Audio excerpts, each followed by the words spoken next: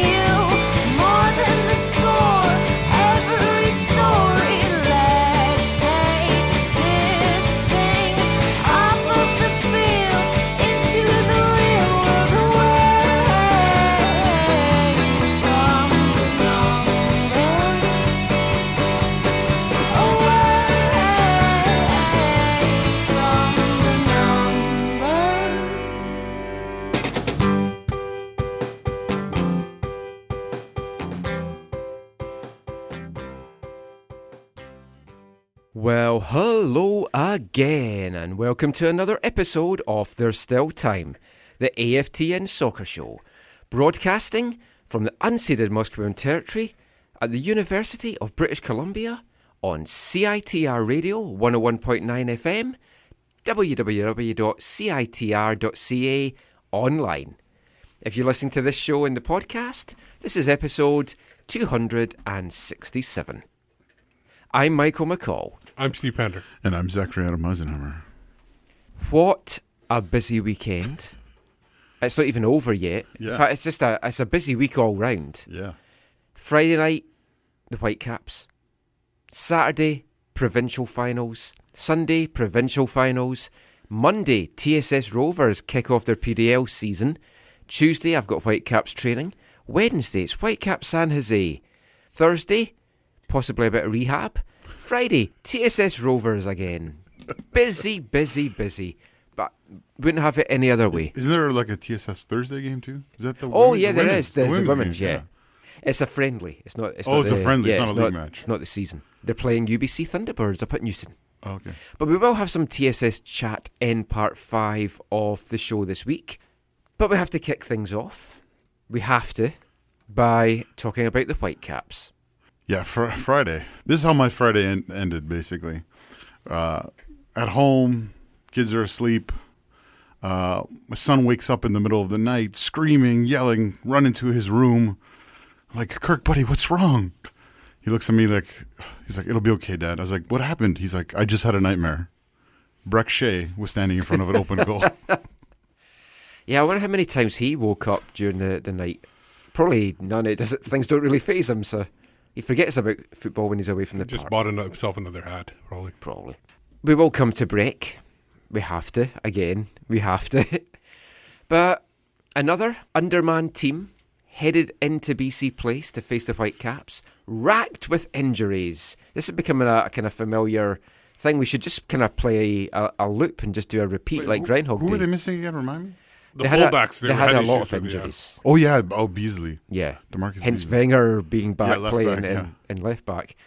But even with those guys missing, I mean, does this feel different to the other points dropped? Because you are talking about a Houston team with some quality players in there.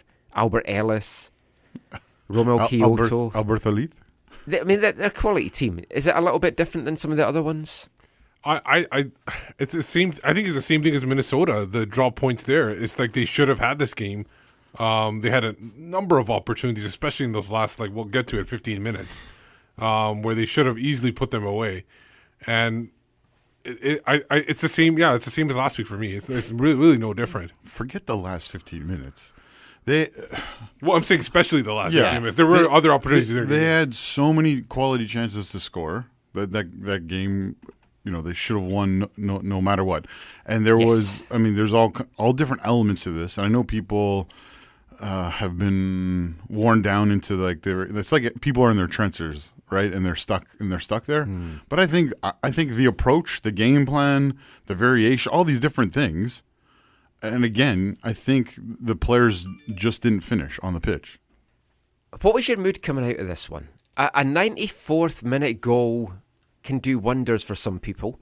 It sends you home with a bit of a spring in your step because you think, it's lost, all hope is gone, and then all of a sudden, Big Kendall, the Caps captain, puts one away. Robo said afterwards he should have had 3. He still kind of wanted to wring his neck. I don't know. I mean, is it right to feel chipper knowing that you really should have come away with 3 and it was 2 points lost, or should you be feeling angry and frustrated about this one? If you're not disappointed by that, then it's 2 points thrown away. But it's 2 points thrown away that they'll never get back, right? And so the equalizer at the end is feels good for like a half a second, but it's still 2 points. We have a door that won't stay open. That's what we're laughing at. We're looking for a door to be ajar, and this we one need to be something else. We need a stopper. We might actually need one depending on what's up with Stefan Marinovic as well. But again, we will come to that as well. But let's look at the Cap stats, or some of the Cap stats from the match. They outshot Houston 15-9. 6 of them were on target, 7 were off target, and 2 were blocked. They were outpossessed though, 55-45. And when I saw that, I was a little bit surprised because it just felt like barrage after barrage in that second half that I was kind of a little bit surprised. I think they gave Brian Rowe a number of shots where it was almost like a gimme. Like some of those catches he made from distance or something like that. I think sometimes they just give those as shots. Like we talked about before, other games where where are these shots coming from? It doesn't seem like they're getting any shots. Yeah. I think possession stats, I think we put them with in the same category as like man of the match discussion on this show. Like let's just not talk about them. Okay. We'll just take it as a given. Because seriously, who cares what the possession was in the game? The chances, the end result is all that matters. You're coming around to my way of thinking, Zach. No, I've always been open to your way of thinking, Michael. It's not. It wasn't just the end, and it's not just the end result here. It's the fact that there were so many clear-cut chances created, which was so very many missed clear-cut exactly, chances. which is this exact same story of Minnesota. Yeah. Now, Robo's been getting a lot of stick this season, rightly so, and it's been justified in a lot of it that he's been getting, but. For me, Friday night is squarely on the player's shoulders. He can't put the ball in the net for them. Is it down to the quality of personnel? Robo kind of hinted at that again afterwards. Well, all you need to do is watch the replay of that Breck Shea miss from behind Robbo. Have you seen that version? No. Oh, yeah. Does it have sound? No. Because that would be fun. No, I think on purpose probably didn't say anything out loud, but like the way he turns and the look on his face, you can just tell that it's like, yeah, it was unbelievable. That is like, unbelievable. Fair enough though, because not so much maybe in MLS, but in the UK, those are the kind of games that gets a manager sacked when it's not his fault because he's not been the one that's been on the pitch. But let's quickly look at the first half because there wasn't really a lot to write home about. But Houston stunned the BC Place crowd. Thomas Martinez fired home, edge of the box, lovely finish. Rowe didn't really have a chance with it, I don't think. But he had so much space. I mean, he was clearly not tracked. Do you point fingers at someone in that situation, or just put it down to a well-taken goal? Okay, when you look at that goal and you break down what happened was Martinez, he's their creative guy. He's their number 10, wearing it and playing it, right? And he's playing in the middle of the park. What he does is he drops deep, really deep. So he drops deep and make a pass to one of their defenders. And then what happens is, because Ali G was with him. Yeah. And what happens is he drifts over to Felipe's side, and Ali G Ali G moves forward on his pass back, and he's kind of to the side behind him. And Ali G, I think, looks or sees he's on Felipe's side, and so just leaves him. Felipe doesn't even look at him at all, basically. Yeah. And what happens is he gets in that sweet spot, that little space in between the back four and the midfield. And he just gets in that little pocket. The ball goes nice. It was a really good ball played out wide to your favorite Albert Elise. He brings it inside, a nice pass. He's in that pocket, and in the moment he gets a pass, the space has obviously become condensed and it's smaller. But he still has time to look up and side foot into the bottom left corner, basically. Yeah. So I mean, for me, it was Gazal. Like, when I first saw it, I forgot to PVR the game. And I've been out all weekend, so I haven't had a chance to watch it. But for me, at the time, watching the replays back, Steve and me were talking about it. Gazal should have tracked back. Then you see him doing that Laba-esque kind of slow saunter back to the edge of the box as well, which just makes it even more frustrating for you when you're watching that. No, and I honestly think that he was like, okay, he's on Felipe's side because they were playing a 4-4-2. So there's only him and Felipe in the middle, right? There's no one else there. And so I honestly believe he was like, okay, he's on his side. Felipe's got him. I don't need to worry about him. Ball goes up. He moved up with the ball, and then Felipe just left his man. So it's like he checked his man to Felipe, and Felipe didn't take the responsibility he should have. So Houston 1-0 up. Looked like they were going to go into the break at 1-0, and that would have been a very interesting halftime team talk. One last thing about that. I know I've heard some people criticize. The other part you could say is one of the center backs could have or should have pushed up to fill in that space or to recognize no one has taken him. But, well, talking to the centre-backs, yeah, they combined to get the Cats back level. Jose, What a goal. Yeah, tied it up a minute before the break. We were wondering, in first view, if it was going to be a VAR review because we thought Kendall may have taken the ball over. From our angle, because we saw a little bit of the space between the line and the pitch and the ball, but I guess it was like over, and he had gotten the pass. That was legit. Yeah, it was the angle. Felipe took the free kick, right? Yeah. So he recognized Kendall's isolated one-on-one and said, putting in the air. I think Kendall was calling for it, actually. Kendall wasn't calling for it. He was talking about it after the game. He was actually kind of making facial gestures to Felipe, where he was going, like, I can't do it on radio, but, You guys should see Steve. Semaphore. Well, funny you should say about Felipe taking it quickly to Kendall, because afterwards, and we'll play Wilmer Cabrera in part 2, but he was not happy because his players said to him that the referee told them, wait for the whistle, and then there wasn't a whistle. The Caps took it. Kendall cuts the ball, but as you said, what a finish from Aha. His first MLS goal. Oh, wait, are you saying that MLS officials sometimes don't do the things they're supposed to do? I think all officials don't. Although the guy that refereed today's Provincial A-Cup final was excellent. Yes. Maybe need to get him called up. He sent some people off. Yes. Poor old Hixie. And we'll come to that later. No, you're right. It was the ball to Kendall was a good, wise, quick play, whatever. But Kendall, I think it was Manotas was supposed to be covering him, right? They wanted their big center forward to cover him on set plays, I guess. And he doesn't make him, but he puts the ball to one side of him, runs around the other, picks it up, and then puts in a little cross, gets on it what he can before it goes out, and Aha, with finishing like a striker, roofs it into the net. It was more of like a flick, wasn't it? Or I didn't even see it from the other angle. I know, kind of showing our strikers, though, how to put the ball in the net, which is worrying.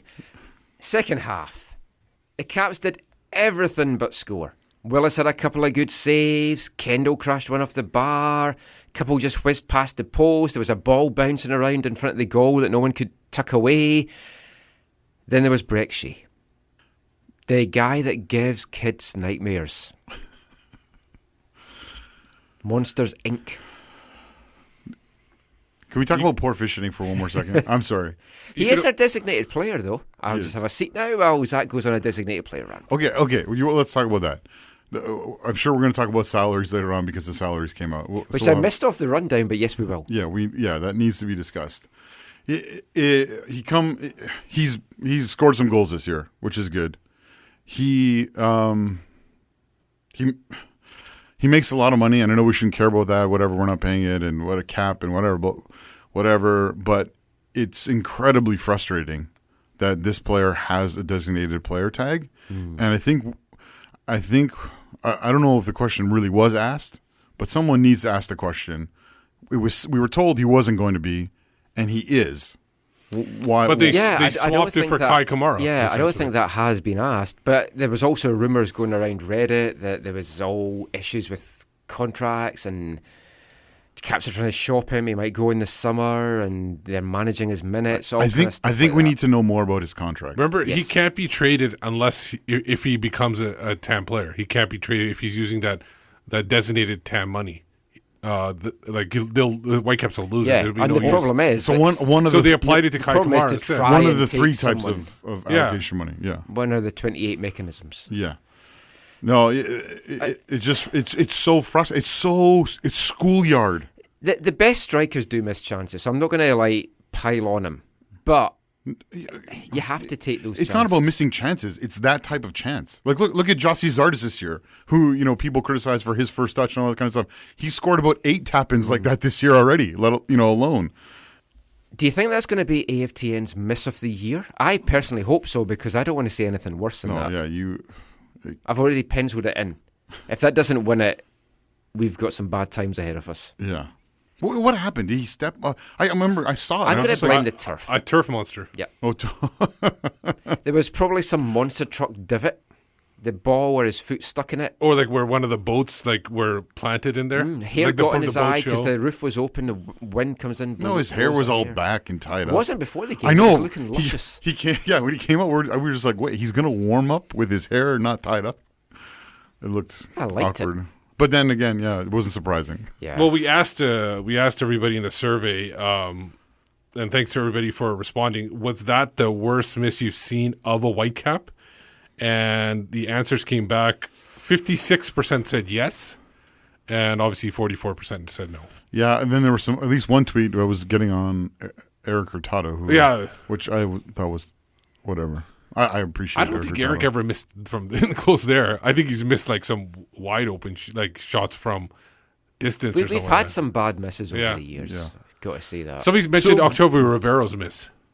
I don't remember that one. Maybe it was early in that year when he first started. No, yeah, he did. I have Yeah. to go through Didn't- all the AFTN. didn't recent Jarju have a years bad one too? polls. Jarju just was a miss. Yeah, in the signing he was itself. a bad one. So for Breck Shea, though, it went from bad to worse in one sense. Because not only did he miss the open net to take the lead, he essentially set up the attack that led to the Houston Yeah. goalhead goal. I mean, Houston were on the ropes. Maybe he's just like, I want to give some Texas love. Did he get his tattoo out again? Pointing to Houston this time. But they were on the ropes. It was your typical sucker punch. The whole time that we were dominating, not taking these chances, I just had this feeling, because I'm a pessimistic sod at the best of times, that it was almost written in the tea leaves that they had the quality that they could flick a switch. We've been told so much about them being a great counter-attacking team. Exactly what they did, albeit with an aid of a deflection, but a lovely finish from Mauro Manotas. Were you disappointed because you called 1-1 for the match? Were you disappointed that it? 2-2 I'll take as well. Because I called. But it was 2-1, I was quite I called disappointed. 0-0 or 2-2. So Yeah, he doubled his bets. Yeah. I lost my money on someone being sent off with Blundell starting. I'm the one that should be disappointed because they should have won that game, and I called a win. Yeah. 2-1. You called 2-1. It was a nice finish, but I mean, you can't really point too many fingers at that. It bounced off De Jong. He did well to get the block in. But again, Manotas, tons of room. Beautiful strike. Shows you, again, Robo alluded to this afterwards, quality strikers need one chance and they take it. Yeah. Now, Do you want to talk about that comment more or no? okay. You put it on Twitter, didn't you? Yeah. Some people were talking about it. And I couldn't actually find it when I was trying to type it up afterwards, but everything's blurring into one this weekend. Yeah. Let's talk about that actually in part 2. Now, at that point, you had to wonder what that was going to do for the Caps' mentality, not just for the rest of the match, the closing minutes, of just going forward, because the knives would certainly have been even longer, sticking further in Robo's back. As I mentioned, it's the kind of result that could get a coach fired.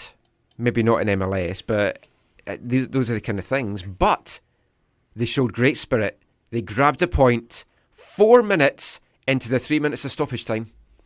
Yeah, I felt like, okay, this is terrible, but they're going to score a goal and equalize. You thought that? Yeah, in the stadium.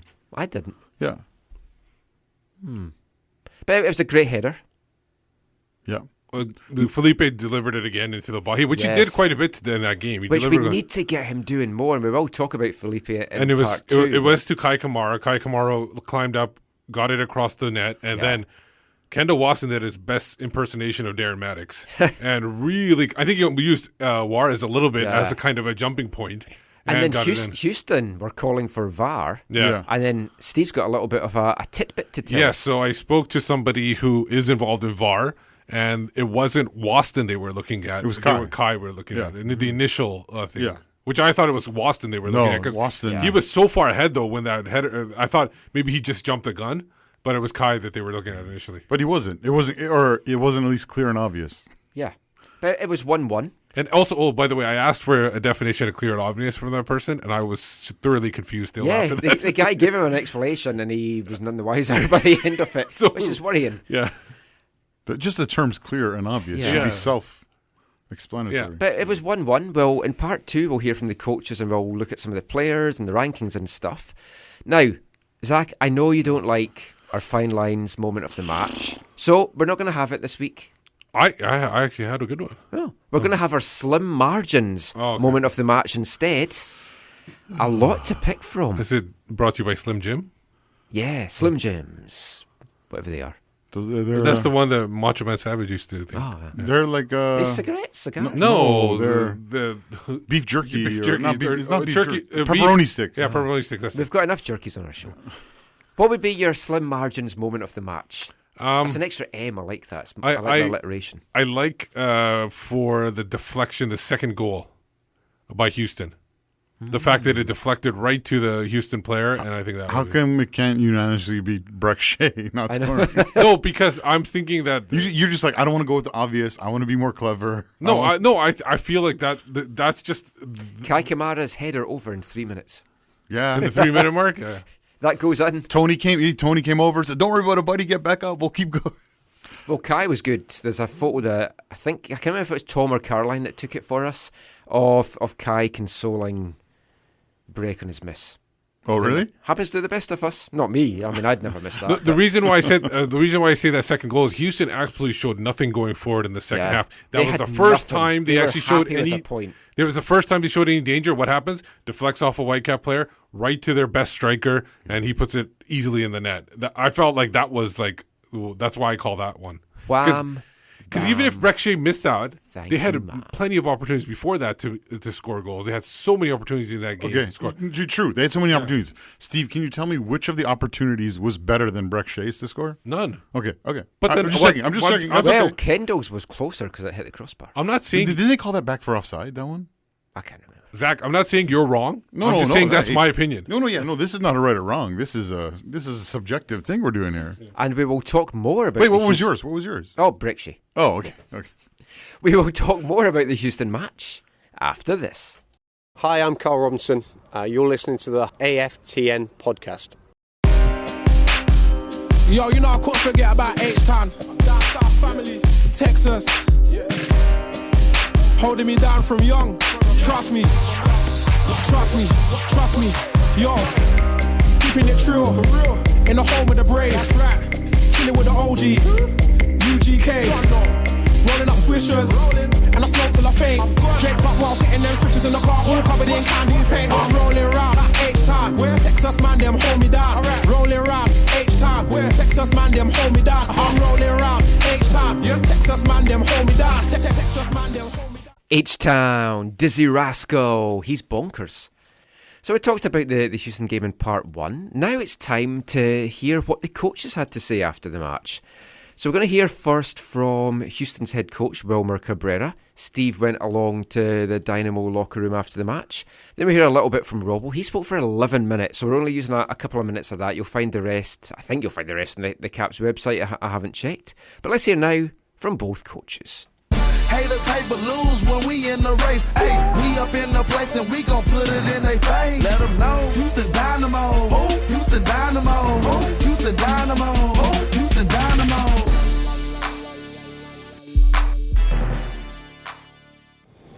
Yes, I think we had a good game overall.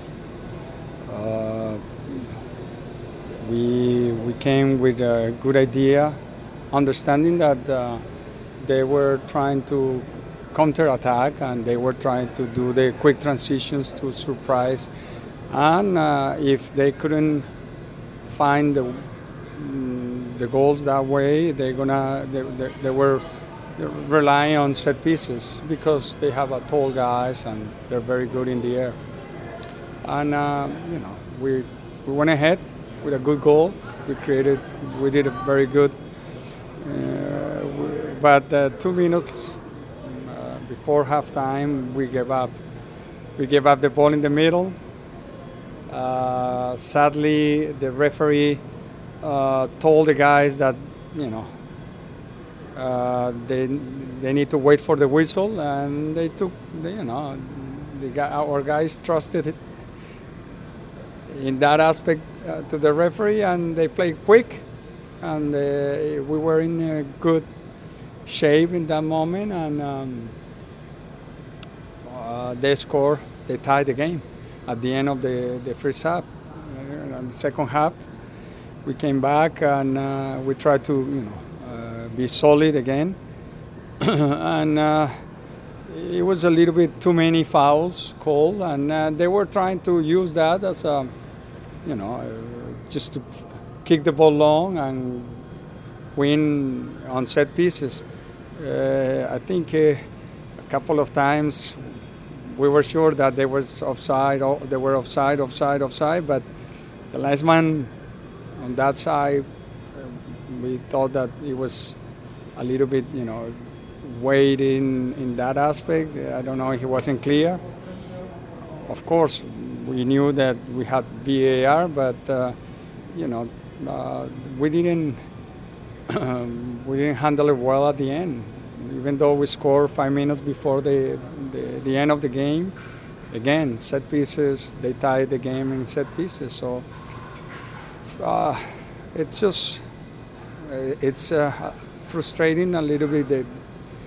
What were your emotions like in the last 10, 12 minutes when you're surviving wave after attack, and then you get a go ahead and then you lose it at the end? Is it just frustration, or like you said before? Or? Well, it's because we knew that this team, they just launching balls just to win the headers over there. We knew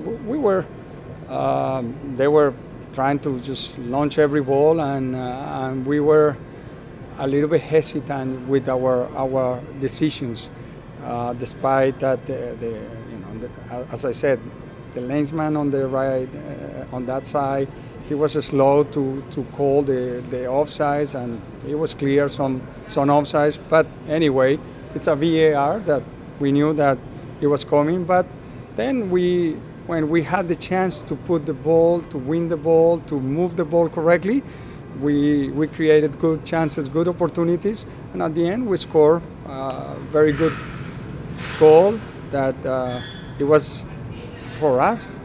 We needed to win this game, and we needed to close the game to try to get the 3 points. But 30 seconds overtime, the referee called another foul, and they were launching the ball, and that was a goal. So it's set pieces. It's frustrating, but now we have to continue working on that because we're giving up too many goals.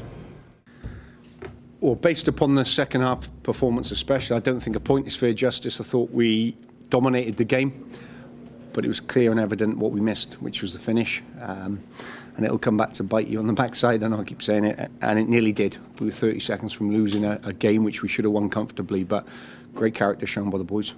You took us through your emotions for that last 5 minutes, and it looked like you dominated and sucker punched at it and fighting back. Football's a horrible game. It really is. And when you think you've cracked the code, it'll kick you in the teeth. And I thought first half it was a sort of a bit of a chess match. We started off very well. We had 3 or 4 decent chances. The first chance they have, they score.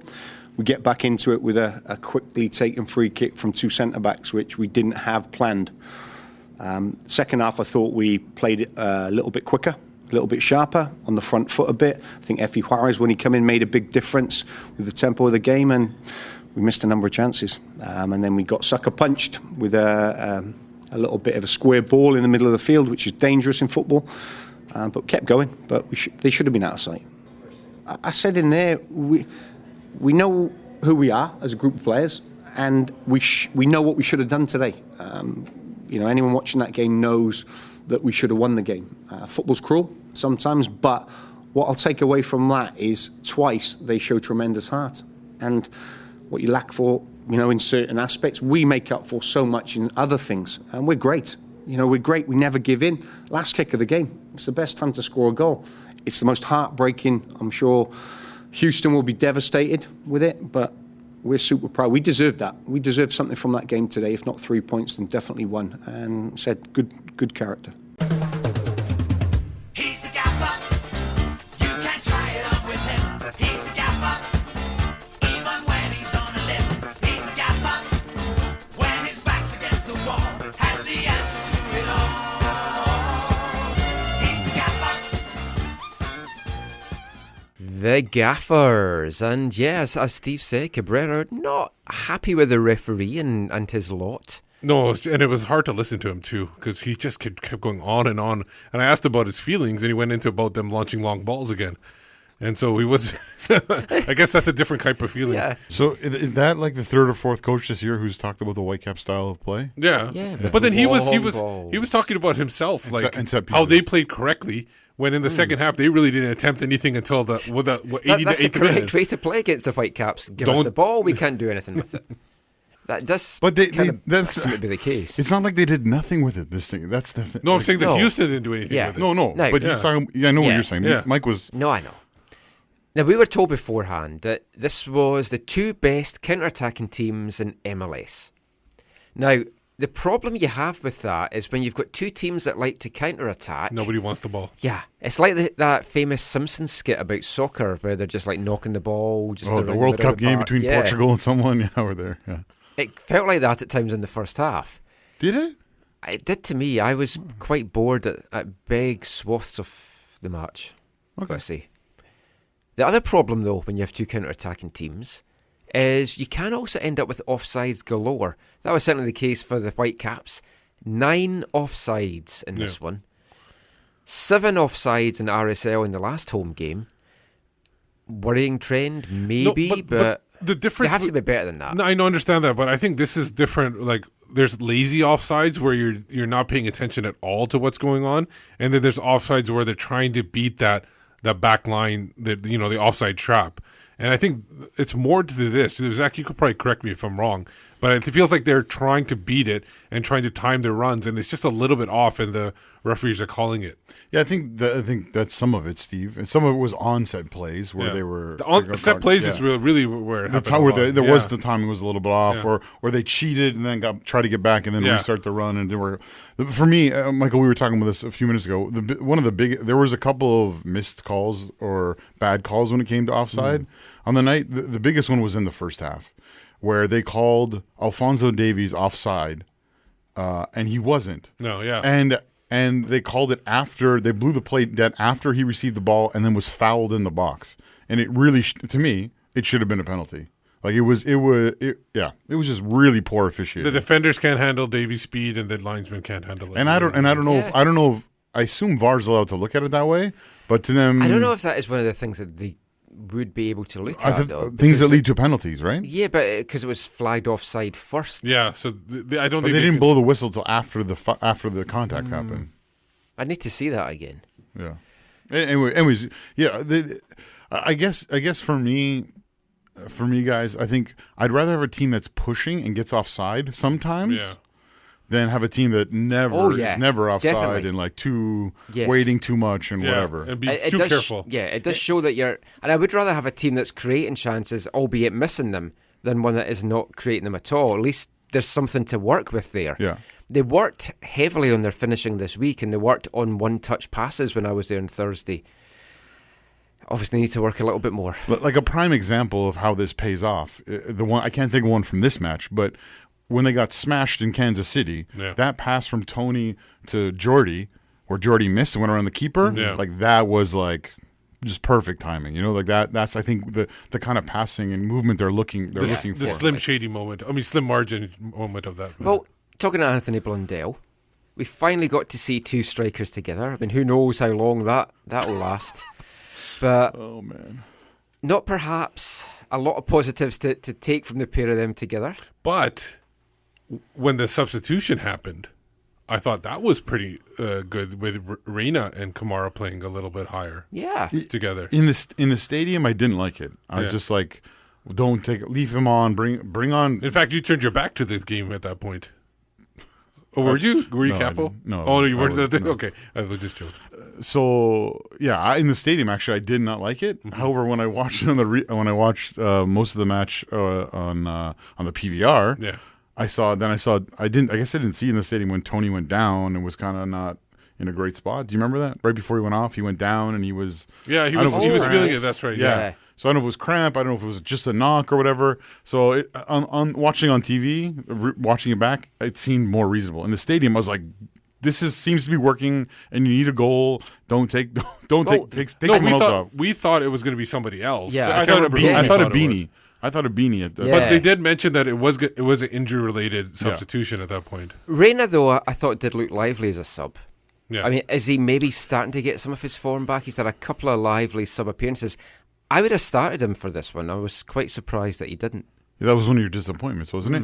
But he didn't. The thing is, he didn't start because they played 4-4-2. Yes, which then overrides that disappointment because we got to see the two strikers. So I was excited by that. Exactly. It just didn't really have the immediate impact. But what they need is they need a bit of time to work together and running the team together.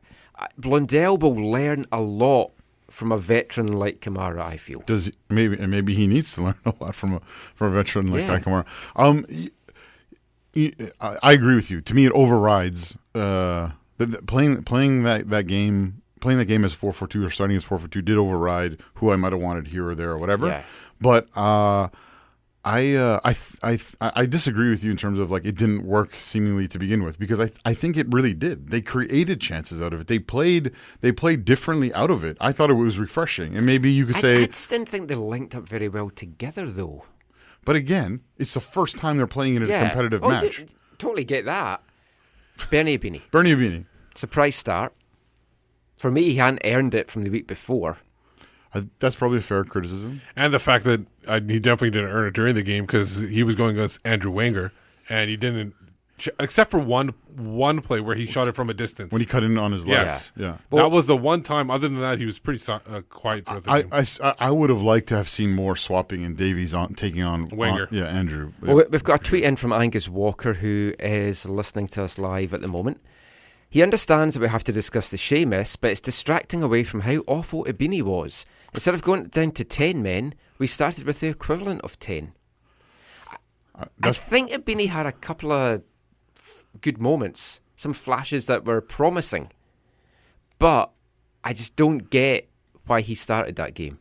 I think, first off, I think Angus is a bit harsh, but I think it's a little bit understandable. So here's the thing: who would you start there? Do you think Breck should have started? Because I don't think Christian should have started. I would have put Christian in. I don't think he should. But I think honestly, part of that was like you made a mistake last game. The last game you played, you made a mistake, and there's not just the normal. There needed to be, to me. I'm not saying there was. This is what we're all about forgiveness. Oh, I'm about forgiveness, but there's still consequences, right? And so I think a part of that was like you missed your suspended game, and you're not starting the next game because it didn't. In the end, it didn't cost the team, but it had the potential to really let the whole team down. When you got sent off. When you got sent off. So I think that's my take. I don't know anything, but that's my take on that.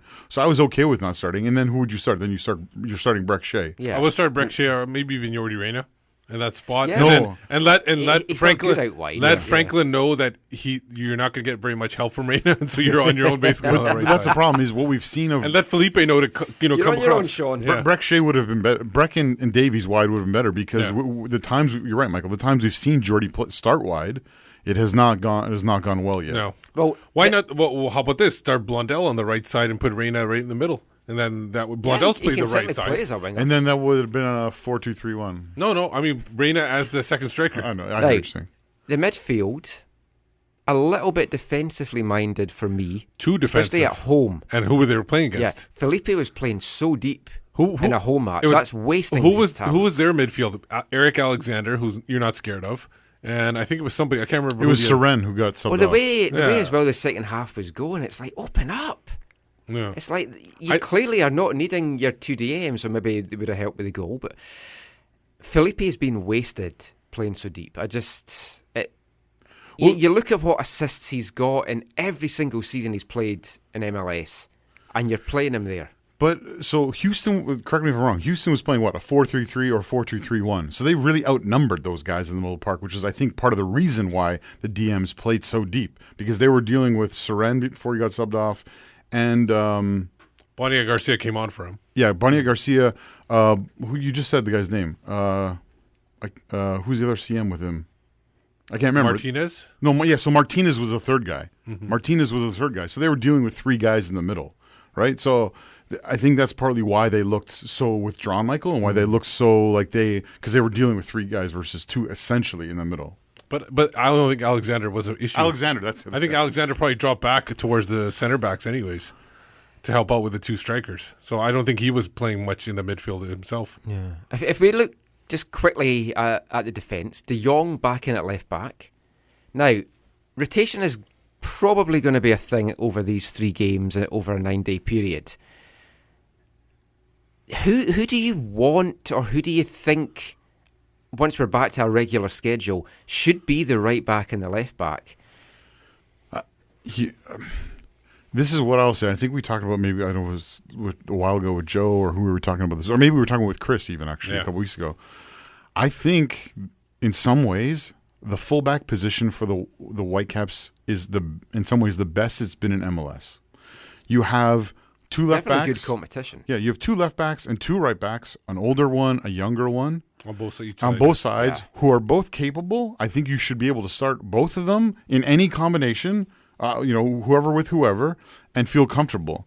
And the thing I think that they could do because of that is you can, I think, ask for more out of those players in a 90 minutes in terms of both getting forward and contributing offensively and also being defensively responsible. And you can do different matchups too. Like when you got a team that you're not concerned about the wide players, you can put Nowitzki and Levi in there. And then when you're concerned about it, like a strong player like Elmes or something like that, that's when you put your veteran players. I mean, some of it will be dictated by the opponent. So in that, and that's why I think you saw who started. Both the veterans started. Yeah. You played against these big, strong, talented, multifaceted, talented wingers, wide strikers, whatever you want to call them. And so I think that's why that decision was made. Now it'll be really interesting to see what happens on Wednesday against San Jose.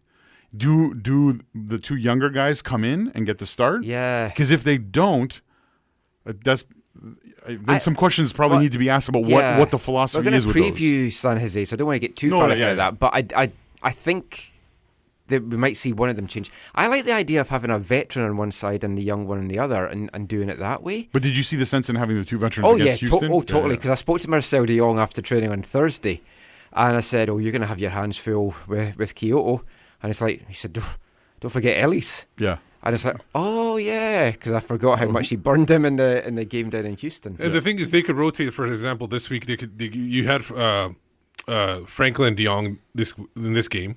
Next game you could go Nowitzki and De Jong, and then in the third game you go back to Franklin and Levi's. Yeah, and then that way you've got the veterans have played 2 games, the young guys have played 1 game each. Just to clarify, I think we've had overall better left backs in MLS, but not as a group of fullbacks. Yeah. What about Jonathan Leathers? He was very hardworking. Okay. Now, do you want actually, Jake Nowitzki question? Yeah. Now, today apparently there was a big. I think somebody put out an article about Jake Nowitzki. Where are you? I think it was 6 forever. Somebody put and then Matt Doyle. I have not seen anything I know. online at all Matt today. Doyle came in there and was concerned about MLS analysts from the MLS site. He came in and said, another young player being his progression stopped or development stopped or halted in Vancouver or something like that. He hates Vancouver. He liked it for a while. It's okay. Joe Deasy put him in his place. So he called him out. I'm going to have to check all this out. I put this on. Do you agree with Jake Nowitzki not being a starter recently? And we put that out. Not sure. It said was about 42%. So, but other people that made a decision. Does that mean they don't know who Jake Nowitzki is? No, I think they're just not sure whether he deserved to be back in the lineup or not. Yeah. And then, yes, they do agree because Sean Franklin is outplaying him at the moment. That was 40%. I like Franklin. I like what he brings. No, he needs to get time to return to his form from last year. That was about 17.5%.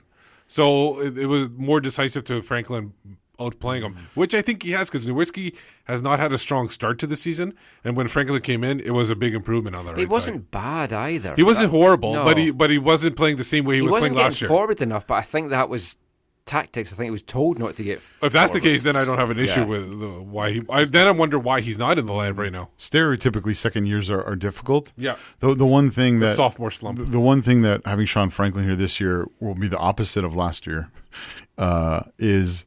Basically, it was like Jake's job after what's his name? William. After Williams had the off-field incident, it was Jake's job basically. Like there's a whole backstory obviously to all that and team dynamic and all that kind of stuff. But that was Jake's job, and Jake, I think whether he knew that or whatever, but he still worked hard to maintain his place. But this year is very, very different. And to be honest, I'm surprised that we haven't seen him in one of these last, whatever it is, 3 or 4 games. Yeah. I thought for sure he'd be in one of them. I think we definitely will pretty soon. Last thing we'll just talk about before we get to our player rankings. There was a big blow dealt at training on Thursday. Stefan Marinovic went down. It looked like he got hit in the face with a ball and then he kind of just twisted his knee as he went down. Right away, one of the players said, it looks bad. As Stefan was going off, he kind of mouthed an expletive of what he felt his knee was. And then Robo thought he hadn't looked very good as well. After the match on Friday, Robo said, at best prognosis would be 1 to 2 weeks, but we could be looking 3 to 4. He's going to get the full sort of prognosis of it all this week. Well, I don't play a doctor. I don't play a doctor on TV, but I saw the limp and I was thinking 4 weeks. Yeah. I was just I don't know about you. I was disappointed that JJ Adams didn't put an article out on Thursday or Friday so that the rest of the league would know what's going on. We were all told not to. Got another tweet from Angus Walker who said, whilst I don't think Rose stood a chance with either of the goals, he seemed fingertips away. Marinovic being taller may have got there. However, he felt Rowe's distribution was far better. Yes, I agree with that. All his kicks seemed, to him at least, to have a clear target, something Marinovic has never seemed to. Yeah, I guess that's sure. You can give Rowe the nod on distribution, I guess, but like Ousted was good too on distribution. Yeah, really good. Ousted, David Ousted. He was especially deep, deep. But with his throws and kicking. Yeah. His long throw was good. But I mean, Rowe didn't do too bad. I was a little bit worried because the second goal. He didn't look great pre-season. He's looked so at training. He led the Galaxy 2 years ago to the playoffs. He was the keeper every day for them. So but exactly, he hasn't played for a while because of injury. Maybe he just needs to run the team. But as we know this year, LA has the most expensive back line in the league. Yes, and they've given up 19 goals so far, which we'll come to in the next part. No, but honestly, he got caught leaning the wrong way on the go ahead goal, the second goal. Yeah, that was because of the deflection too. He didn't look great. Again, I think Angus makes a good point in terms of both shots. It looks like if you have a taller keeper or one who gets a little bit better of a jump, and you think that both of those are savable. But it's time now for our player rankings.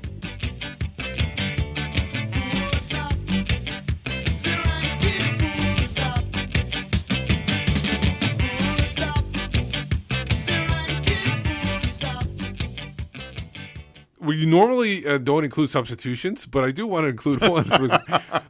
Breck Shea got the bottom, absolute bottom out of everybody. But besides him, you have Bernie Beanie at the bottom for starters. Oh, yeah. Brian Rowe was second from the bottom. Again, I think it was mostly because he let 2 goals in. And you had Sean Franklin Ali Gazal at third from the bottom. Oh. Do you think that's them blaming him for the first goal? I think it was just people, just his Oh, no. ability. He didn't really distribute very well in that game. I saw lots of people ragging his distribution, yeah. Yeah, kind of all over the place. So from the number 5 to 1, we have Anthony Blunt. Oh, sorry, Felipe. Felipe number 5. Number 4 was Alfonso Davies. So which low. is a shocker that he's so low. Not this number week. 1. Yeah. Number 3 was Jose Aja. Number 2 was Kai Kamara, and number 1 was Kendall Waston. Obviously, set up the goal and scored the goal. Was the in stadium award thing? Was it given to Aja? I think I know the post game guys gave it to Waston. I thought someone said in stadium was Aja. Oh, because it was voted. They started like 10 minutes before the game was over, and it was all Twitter. I still would have given it to Kendall for that setup. I would maybe have given it to Aja though. He nearly got a second as well in the second half. The one that hit the side netting, and the people on the one side of the city thought it was in because he ran away like he did after he scored the first one. Any other questions? As normal, we asked how many players get a passing grade. Number 1 was 4 to 6 with 47%. 0 to 3, 9%. Sorry, 7 to 11 got 23%. So a lot of people thought that we had quite a few players with passing grades. Where do you rank the coaching staff this match? Not as bad as previous weeks. 6 to 10 got first place with 40%. 1 to 5 got 24%. 11 to 14 got 24%, and 15th got still 13%. Okay, so there's still some holdovers. I know we mentioned this earlier, okay? But again, can you fault the game plan, the approach of the game for this, Michael? Not Steven? for me. No. But it was the execution. You're still going to have people that are still got a bad taste from previous weeks. Yes, it's not like I said, people are entrenched. We need better executions. Okay. Death penalty is illegal in Canada. So, that is it for this part. That is all we're going to talk about the Houston game, you'll be glad to know. We've got a lot more to come in the second hour of the show. We're going to look at the MLS West, bring you a couple of interviews, and a lot more besides. So stay tuned, and we'll be back after this. Hi, I'm Alfonso Davies, and you're listening to the AFTN Soccer Show. But may I ask, answer honestly, what would you have done if you were me? How could it go so wrong so quickly? Oh, what would you do if you were me? Don't assume that I have found this easy. Oh, how would you feel if you were me?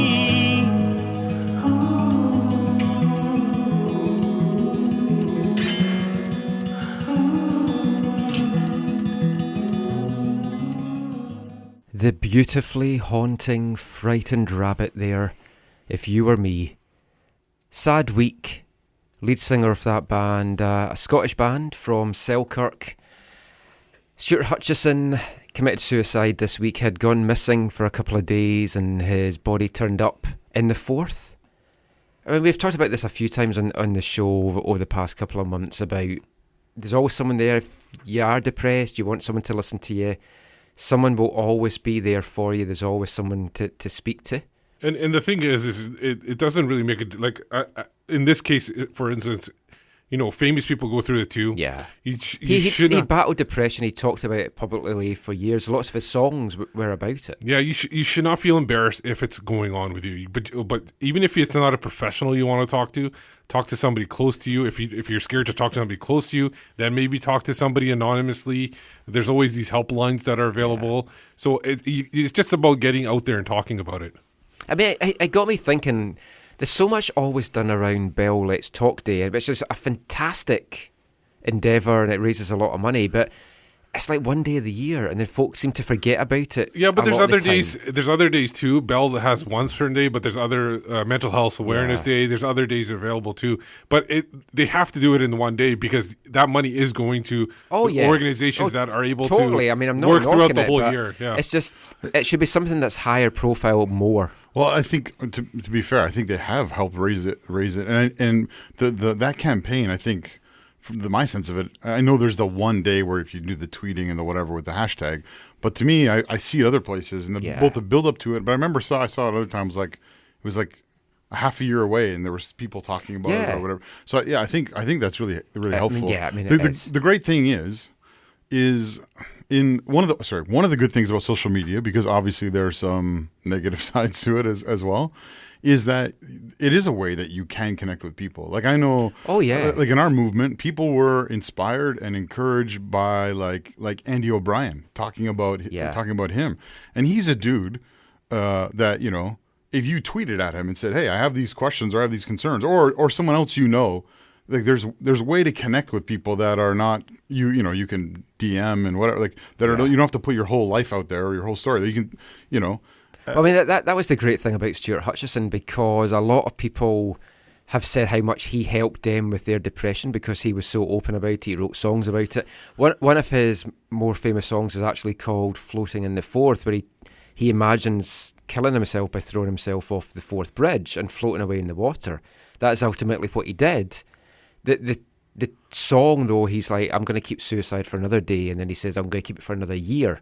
So I mean, it's always been something that's on his mind, and it's tough, but great band, a great loss. There's no easy transition when you're talking about that to get back to soccer, but so we'll just move on. You are listening to the AFTN Soccer Show on CITR Radio. We're going to talk a little bit now, to start this section off, about salaries. Whitecaps salary day came out this week. Folk love that day. Players probably hate it. I was going to say, some more than others. I wonder if coaches like structure like team building stuff around it. You know what? I disagree with you, because the player union is the one that brings it out there. Yeah. They want people to know what these guys are getting paid. The reason why is because they want to raise salaries for the people that are lower paid. And they want to show how low play. Yes, it hurts some of the people if they're not performing, especially if you're a Whitecap player. But other than that, because majority players that get highly paid are performing throughout the season. I just don't like it, because I think it's a personal thing. I know a couple of years ago, Kendall's wife really wasn't happy about it when they came out. I remember reading her online, but. Yeah, I mean, it's the union's call, though. It's not. Yeah. The league would love to keep it quiet because they don't want anybody finding out this information. So I see both sides. Agent can't go, "Oh, this guy's getting paid. That I'm outperforming him. I should be getting paid as much or more." That's what they want to do. Well, yeah, and that is helpful. I remember before, one of the concerns was where the league was at. Like, you know, when Vancouver joined MLS. And the lowest salary was like $30,000 a year. Yeah, and how can someone live in Vancouver? When that got released, now what is it, 52 or 54 or something like that? Yeah. So it is improving, and it's you should be able to live off 54. If you're in a studio apartment, sharing with three other people. Three other dudes. They all live in a. If you need help, they have a place to live. Yeah, I know. It's always a little bit awkward, especially for the Whitecaps, because we are a team that, because we don't spend a lot of money, I think the salaries get scrutinised a lot more than maybe some of the other teams do. Or maybe it just feels that way because we've been reading it from a Whitecaps perspective. But you have to say, there was a few guys we were waiting to see what the salaries were going to be, and there's some jaw-dropping ones on the list, from a good and a bad point of view. Who stands out for you, Michael? Well, I mean, you look at it, don't want to pile on Breck Shea any more than we have. But that's the obvious one. Yeah, 745,000 is a massive amount for a player of his ability, considering what he's done the last couple of years. Right. But that's a historic salary that is really hard to do anything with. It's just we are now lumbered with it. Again, I think some questions need to be asked about that. The biggest thing for me is the combination of 3 and 4 on the list. Yeah, Ali Ghazal, number 3, 700,566. Effie Juarez, I thought he would be on a high ticket because he's a Mexican international. But yeah, 620. Veteran player, but yeah, basically 620. And that for me, the more than our DP Kendall Waston. One of the things, not to just rehash the Houston game, but one of the comments I saw in terms of relating to the Houston game and these individuals in midfield in particular was so I heard in some quarters some people basically saying like, look, when LEG came out of the game with his poor passing and whatever, and Effie came on, the possession was better. I didn't have time to Steve worked it out that the 3 subs that went off earned about 900,000, and the 3 that came on was 1.8 million. So you were bringing on double the quality, technically. No, but when you talk about LEG straight up for Effie, right? Like those are guys playing the same position. Yeah. Their tickets 100 and whatever apart. Like it's not that drastic. 80, it's not even, So it's not that drastic. No. But the style of play I thought was interesting because it feels like Effie has not found his place in the team yet. No. And I just wonder if one of those things is, especially if they do play 4-4-2, is in the middle as someone who can keep possession. Possibly. I mean, for me, some of the other ones that really stood out, not in a good way, Christian Teixeira at 412. Right. One question. And you're not even playing him in away games. I haven't asked anyone yet about this, but does that still include the initial transfer fee stuff? I don't know. I think it does. I have a feeling it does because it does, unless this is a second contract, and that if it's a second contract, then it might not. See, I can't remember if this is. I don't think he's been re-signed since then. We should have a sit down with Greg Anderson and ask him all this. But Bernie Abini, we'll need a 304,000. Yeah, that's the one. Okay, but last year on half a season he was on like what 150, 170. So that really shouldn't be that big of a surprise. It shouldn't be a surprise, but it's a horrendous salary for what we're getting from him. True. That's what I'm looking at. It's not so much a surprise. It's just that we've kept these people on these salaries is the big thing for me. And then, I mean, Stefan Marinovic is coming in at 162.5. That's a good bargain. We know that Ousted was on a very high ticket. That's not even half of what Ousted was going to be getting. I mean, you look at what else David's on this year. I didn't actually look at that. I meant it's like 329, somewhere between 330 and 370. That's what I was told. It was just over 300. Yeah, which I think the Whitecaps would have signed him for if he agreed to that. It's less than what he was on here last year. We're not going to talk about this, but there was more dynamics to that whole situation, obviously, than just. I think the biggest bargain has to be, and this is one reason I didn't put a poll question of which one is the biggest bargain because it was so clear and obvious. It's Alphonso Davies at 72. Yeah. So I was thinking about putting who is the most efficient player in the salary structure. And can we ban that word too? Oh, can we? Efficient? Yeah, I mean, Fonzie and Jake Nerwinski, definitely 2 low ticket guys. Fonzie 72.5, Jake's 71,625. Simon Colin, 60,749. But that's homegrown. I know, but it's more than David Norman, more than Sean Melvin, more than Justin Fiddis, more than Debbie Flores. He's still around. It could. Well, he's not. We don't know the inner workings. What if Simon Collin was offered a spot in Europe or something? He might have left, and that's why they signed him because they wanted to keep him around. He got beat by 100 kids with Eric Hurtado. Oh, okay. Oh, right, the halftime game. Yes. 100 versus 2. Yeah, he didn't get beat up by 100 kids. What did you guys think about that? Well, it was entertaining. It was more entertaining than I thought it would be. It was. They had no structure to it. At the same time, my first thought actually was like, what if Eric Hurtado gets hurt in this halftime? I think we've done, like when I coached my kids team, we did. I think it was the two of us, the 2 coaches against maybe I think it was 14 kids. So I can't imagine going up against 100. It looked frightening from above. It looked like a swarm. It looked like a school of fish chasing a pellet of food. Yeah. Well, but they had pretty good touches. Some of those kids. Well, Robbo had the kids lined up in a 60-39-1 formation, and it paid off. Simon Collin though was not tackling the kids because there was one run and he could have got the ball. He could have really chopped the guy down. If he had tackled one kid, there would have been like 10 kids falling down. It would have been a domino effect or whatever, like a pylon. I want to take part in one of these games. It's going to be carnage. Just 100 versus me. There's too many jokes there. I'm not going to go near that. Let's have AFTN versus 100. We've got about 20 folk writing for us, so just a selection of AFTN versus 100, or AFTN versus Eric Hurtado and Simon Collin. Then we're done. No. Joe Deasy, leading scorer in Richmond League Division 3. Yeah, just get the ball to Joe. Yeah, just get him to Joe. I'll sit You'll there. be in net? I'll be in net. There you go. For sure. Can I coach? You can stay in net with me. They had like 5 goals. The kids had 5, 3 to 5 or something like that. Fine. Anything else you want to talk about the salaries or? No, well, I did put out a poll question. Whose salary was the most? I'll use it one more time. Inefficient. Surprisingly, not the player you thought it was going to be, because I'm assuming both of you probably thought it was going to be Brickshea. Yeah. No, it's Efren Juarez. Yeah. And I had no. I did not because Brickshea scored a bunch of goals. How many times did you vote, Steve? I can only vote once. But it was a whopping 52% people. Wait, you vote in your own polls? Of course, I'm going to put my own saying. Not all the time. I actually forget some weeks. I've forgotten. I didn't vote. I didn't even see it this week. Yeah. Well, you're busy. Yeah. Brickshea did get second with about just under 25, and then you got Ali Ghazal got 10%. Teixeira got a couple of votes at 5%. Bini got 5%. Other got 2.5%. I'm wondering who that person was. And Yordi Reyna actually got no votes. No, I mean, for what Yordi did last year, I think his salary is fine. Yeah.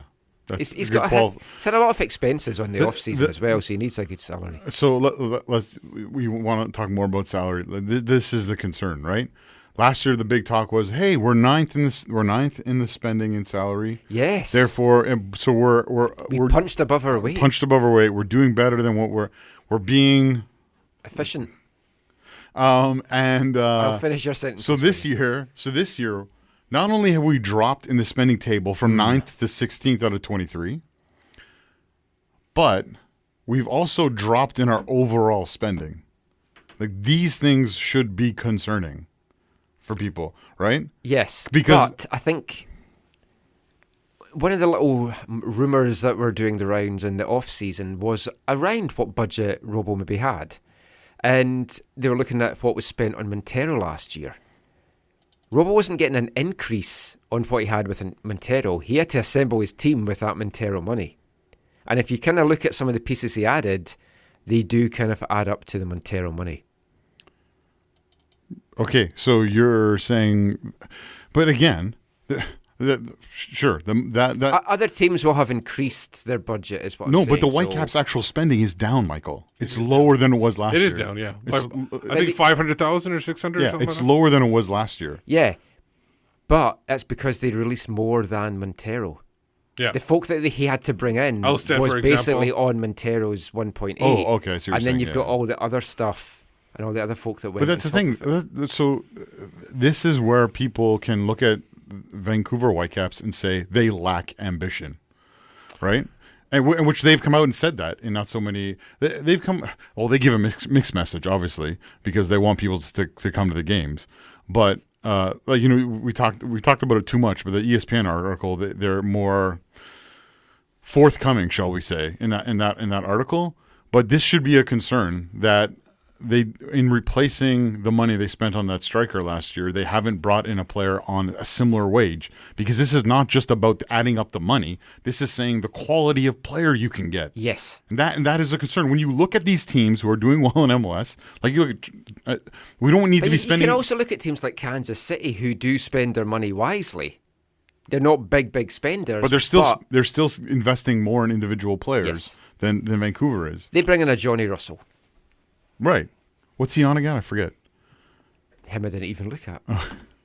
I forget. I did look at that. I really don't like looking at the salaries too much, but there's just this part of me that just wants to and then just gets upset, and then maybe I shouldn't. But it's not, for me, it's not looking at the salary and saying, oh, this guy makes too much money and blah, blah. It's saying these teams have a player that is at a 1.5 million level.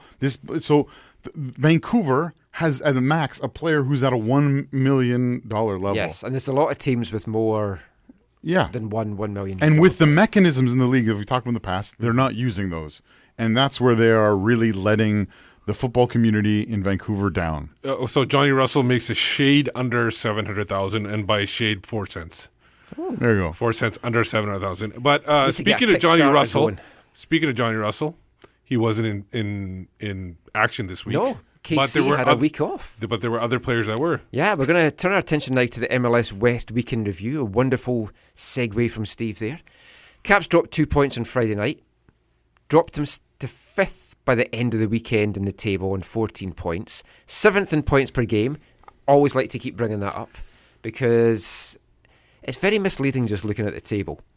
Well, in a league that doesn't have a balanced schedule. Yeah, and by balance, I don't mean just that you play each team equally. Yeah, when you look at what some teams have already played and what some haven't, it's crazy.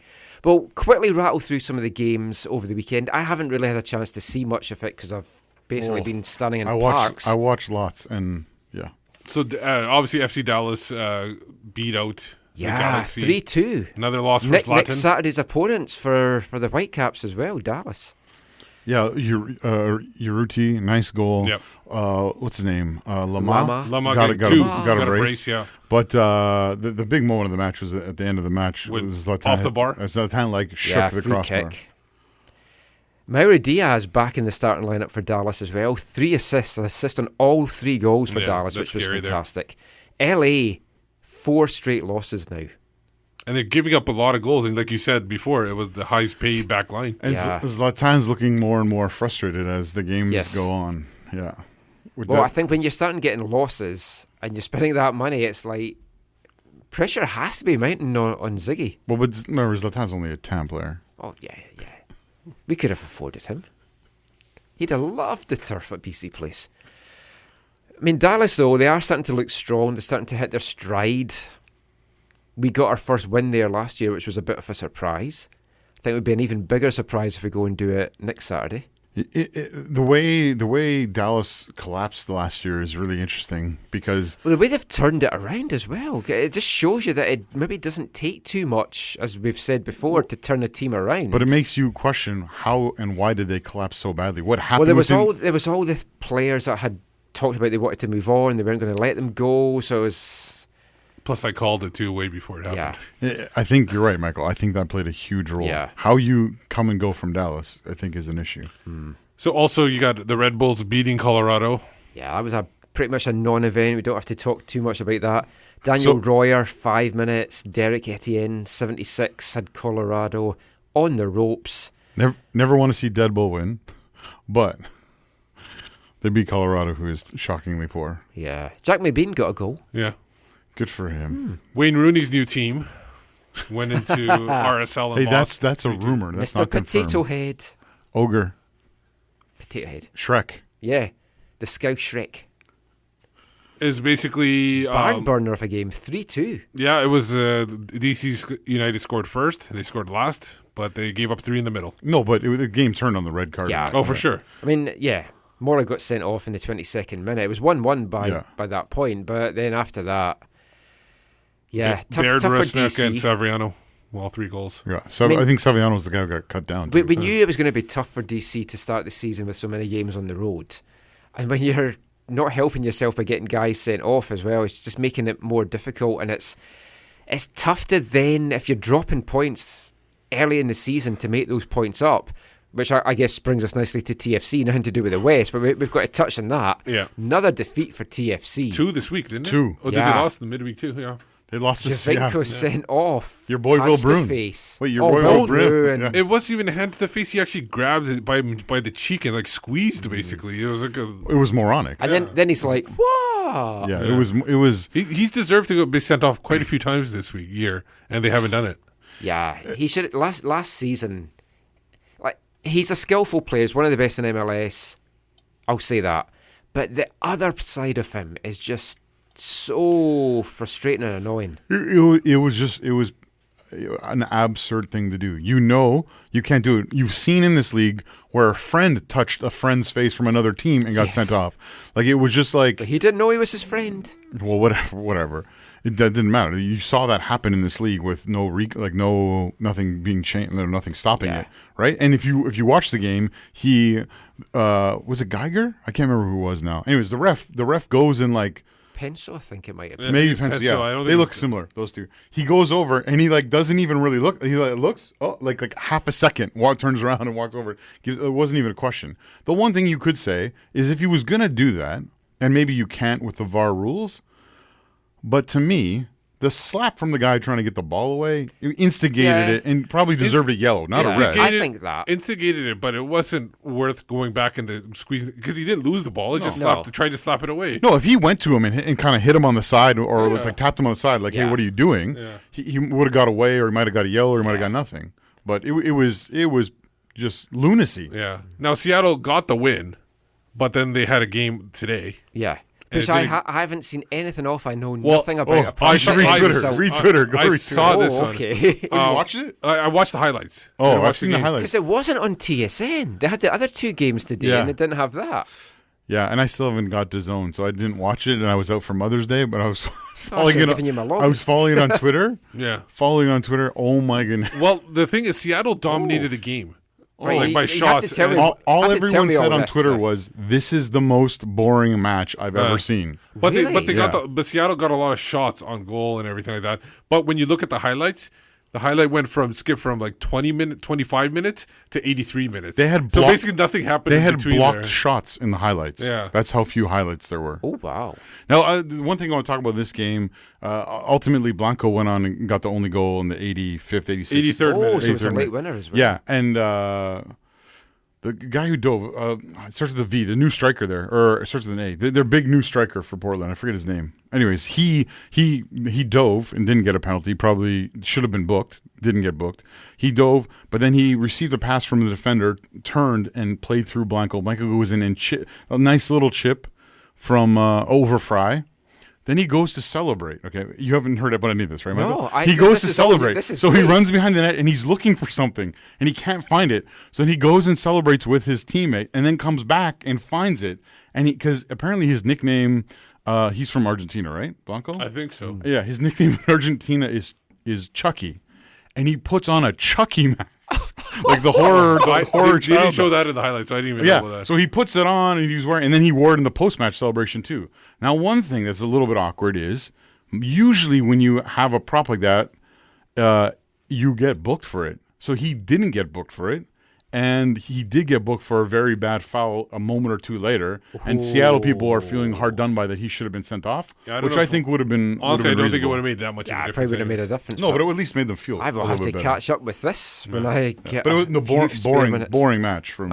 I'll just watch the condensed highlights. But Seattle could have scored like a couple times at the beginning of the game. That Noosu guy or whatever, I can't remember his name. Nohu, that's but it was like the chances weren't like no, they weren't. Great. But there were a couple chances early in the game. Yeah. After that, it was like nothing going on until the goal was scored. Interesting. There is one other Western team that we're playing this weekend, San Jose. We're going to come to that in part 4. There were 2 actually. We missed the LAFC.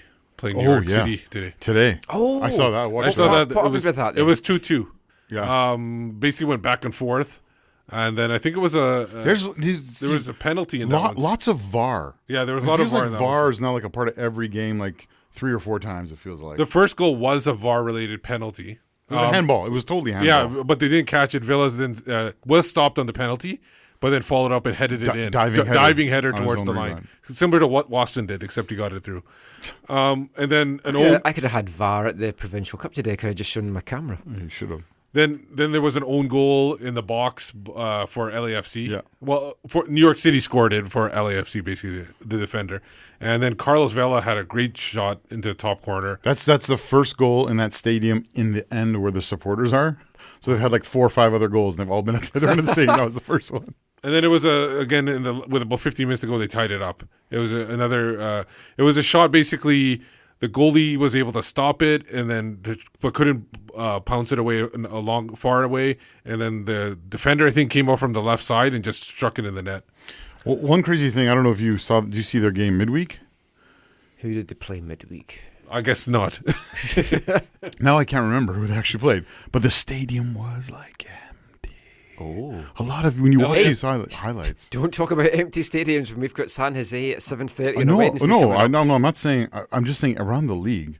I wonder how worried they are. I wonder how much they're like. Oh well, Atlanta's got 75,000, so that offsets whatever else. Because there's a lot. Seattle packed them in. More and more. Like it feels like it used to be like, oh yeah, March, no one comes because it's cold and whatever. But it feels like this is going later and later every year. That's the problem with our league with playoffs. You don't really need to care about it till towards the end of the year. Anyway, we will be back to look at San Jose and a few other things after this. Hi, I'm Eric Hurtado, and you're listening to the AFTN Soccer Show. Welcome back. You're listening to the AFTN Soccer Show on CITR Radio. My favourite time of the show now. Zach's least favourite time. It's wavelength time, but don't worry, Zach, this is less than 2 minutes. I'm keeping the rap theme that we had with some of the earlier songs. Columbus Crew, y'all. Well, if I'm going with rap and wavelength, you know that can probably only mean one thing. Deuce? No, not Deuce. We're back to Wales's premier rappers, Goldie Looking Chain. And I thought I would play this now because it's about Tony Pulis. And it looks like Middlesbrough are not going to be advancing to the Championship final, so I'll get this in now. This was when he was the manager of Stoke City. With them getting relegated, maybe he'll end up back there. But this is Goldie Looking Chain and Tony Pulis.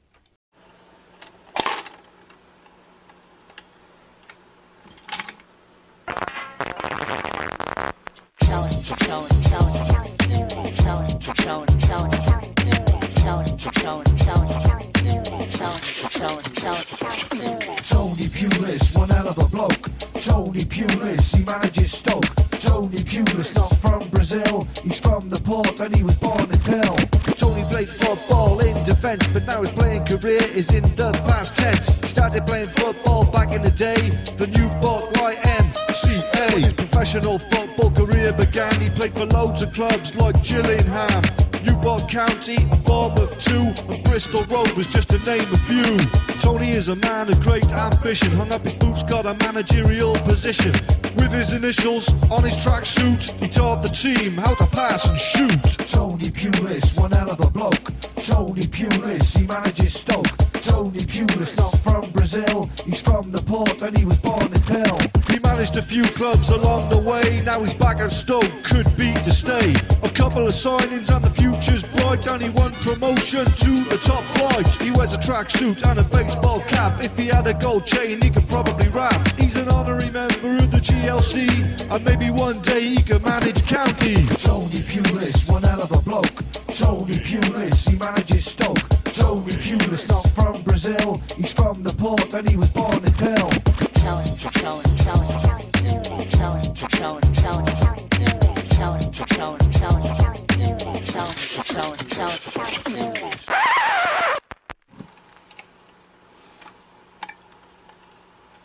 Goldie Looking Chain there and Tony Pulis.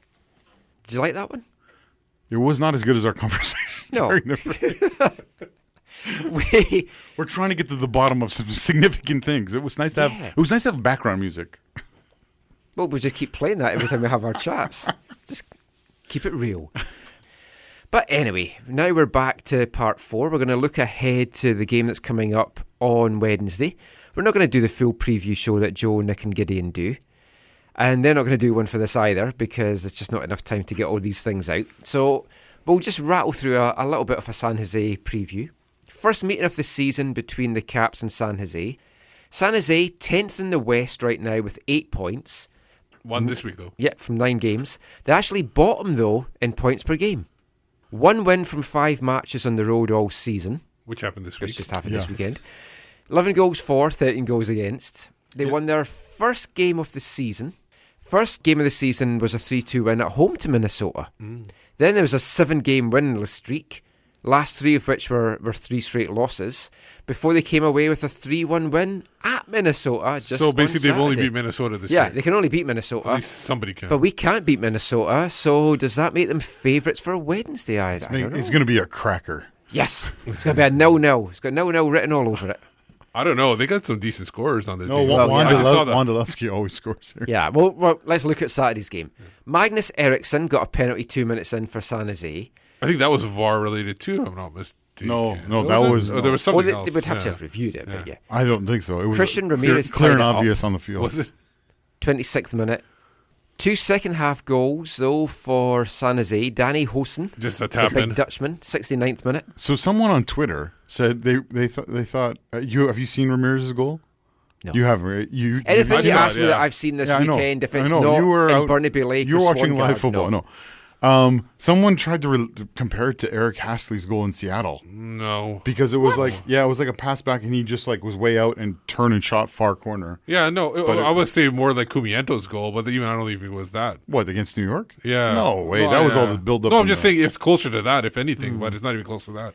I thought it was a poor comparison. San Jose's third goal came in the 76th minute. That gave them all 3 points. Wando from the spot. 9 short now of Landon Donovan's all-time MLS goals. That second penalty went to VAR. Yeah, the second one did. Yeah, I know that one of them did. Wando came on in the 55th minute. He earned man of the match just being on for the final 35 minutes of the game. He did well to set up the... Well, he got a goal, he got an assist. Yeah. He's probably going to get the start on Wednesday. You always have to watch that he is a threat. Do you think he could get those 9 goals to tie Landon Donovan on Wednesday? I doubt that. If you play for Sporting, maybe. We might go 3 at the back. If we had the Galaxy defense. Seriously, those El Clasicos lead to a lot of goals. He's having a good year as always, though. But leading the line for San Jose is this Dutchman, Danny Hoesen. Yeah. 4 goals. Second season now in the team. He's a permanent transfer after being on loan last year. He's got 9 goals in 41 appearances. 5 of them were last year, so he's already 1 shy of what he got all season. Have you seen much of him? What do you think he's going to pose for the Caps? I only saw the highlights for this game. He seemed clinical on that 1 goal. Like, it was not from that far out, but he is a danger, and he's Dutch, so he has to be good. And then I think Eriksson, I think he led the league, Swedish league last year in scoring, if I'm not mistaken, but I could be wrong about that. Well, Magnus Eriksson leads a team with 3 assists. Yeah, but also has 3 goals. 3 goals as well. Their attack, does look different. It looks much more dangerous than last year. Yeah, but it's just very surprising that they're so far down the table. I think it's the defense. I think it's the defending in this case. Well, last time we saw them, the defending was an issue for them. Yes, too. Oh, that's true. 5 goals past them. Yeah. Vaco is their DP. I'm just going to go with that as his name. I'm not going to attempt anything else. No, that's fine. He's also a danger. 2 goals and 2 assists in the year. So they seem like they have the attack. Yeah, it's definitely defensively that they are struggling. Oh yeah, the goal from Ramirez was a bad back pass from Shea Salinas at left back. Oh, that's right. That's what I. That's the. Could we be looking at a high scoring game then on Wednesday? 5-4, Kevin Keegan style. Or will this be the game where San Jose gets the defense right? Or will it be 0-0? Yeah, probably. I think we'll likely see changes for both teams from this one. It can't be 0-0. You don't think so? No, I don't think so. I'm going to predict that then. 0-0. What changes are you expecting from the Caps? Should they ride the team out, try and get them to bury those chances that they had? I mean, they created a lot on Friday night. Should they go with their strongest lineup for this? Can I give up a little bit on the Dallas game? Or are we going to see like a mixed strength for both these games? The Dallas game is on Saturday, right? Yeah. And it's an away game. Yeah. I think they're going to put... They're going to say, we take 1 game at a time. Yeah, I was going to ask Robo on Friday, but I thought there's no point. No. Because we know what it's going to say. Yeah. So they know they have to win the San Jose game. Like there's no option. You have to win that game because it's a home game. So I think you'll see them invest what feels like more than what they might end up investing on Saturday against Dallas away. As we talked about earlier, one of the interesting things will be what does happen at fullback. Like, are they going to mix it up? Because that feels like an area where they could mix it up. I'm more interested in midfield to see what's going on in the midfield. I would be okay actually if other than the fullbacks everything else stayed the same, and except for maybe Shea for Abini if you want to help Shea get over. Yeah, Abini should not be starting on Wednesday. So maybe Teixeira or I'd definitely put Teixeira in. Teixeira or Breck. I honestly thought Teixeira was going to get the start just from the little bits that I saw at training on Thursday, but he was playing lots of more mini games and mini squads, so it was kind of hard to tell what was going on. Keeping you on your toes. Teixeira was whipping some good balls in. I'm wondering if you see Tybert in there to be that kind of aggravating guy on Wondolowski. He must be. He wasn't in the 18. No, I know. I don't get it. We see he walked past the section. We're like, dude, are you okay? He's like, I'm fine. Well, that's like, the thing. oh, He is that kind of player, but as you know, I've come full circle. Well, not full. I've come half circle. I've turned around on him. You've seen the error of your ways. Yeah. But he doesn't add anything offensively, that's the thing. Defensively? Offensively, gotcha. No, but he has the potential for apart that. from some of those haircuts he's had. I think he actually does deliver a decent a ball out to the wide areas from in deep. Like he like the way Felipe be that deep lying playmaker. I know Tyber's obviously not up to that level, but he's better than a Gazal would be in those in terms of distribution. Yeah, distribution. He apparently there's a stat going around. I saw somewhere on Twitter that he's got the best passes going forward, best percentage passes going forward, not back passes, but going forward. So the other one other question about the squad. Maybe this is not the starting 11, but the 18 was there was. I guess the answer will be LAG, but there was no center back. Yeah. What happened to Aaron Mond? We said that when Gazal got taken off because we're like, Steve was like, "That's our backup centre back." Yeah. But I guess Effie Juarez would have been the next choice, or De Jong they would have put there. Or Let's go 3 at the back. Yeah, De Jong and. Well, let's talk about De Jong now, and let's look at the defence. Marinovic is going to be out, so Rowe's going to be in goal, barring a bizarre inclusion of Sean Melvin. Okay, so Brian Rowe's in goal. I mean, I would love to see Sean, personally. I'd love to see Sean Melvin, but it's not going to happen. We're going to keep Aha and Waston. I think you have to after the way they played on Friday. So we're looking at the full-backs. I think he'll switch Sean Franklin out, give Jake Nowinski a shot, with De Jong still at left back, and then for Saturday we might see Levi's come in and Franklin come back in, or Levi's and Nowinski. I think that the plan is to kind of give them all a rotation in these 3 games.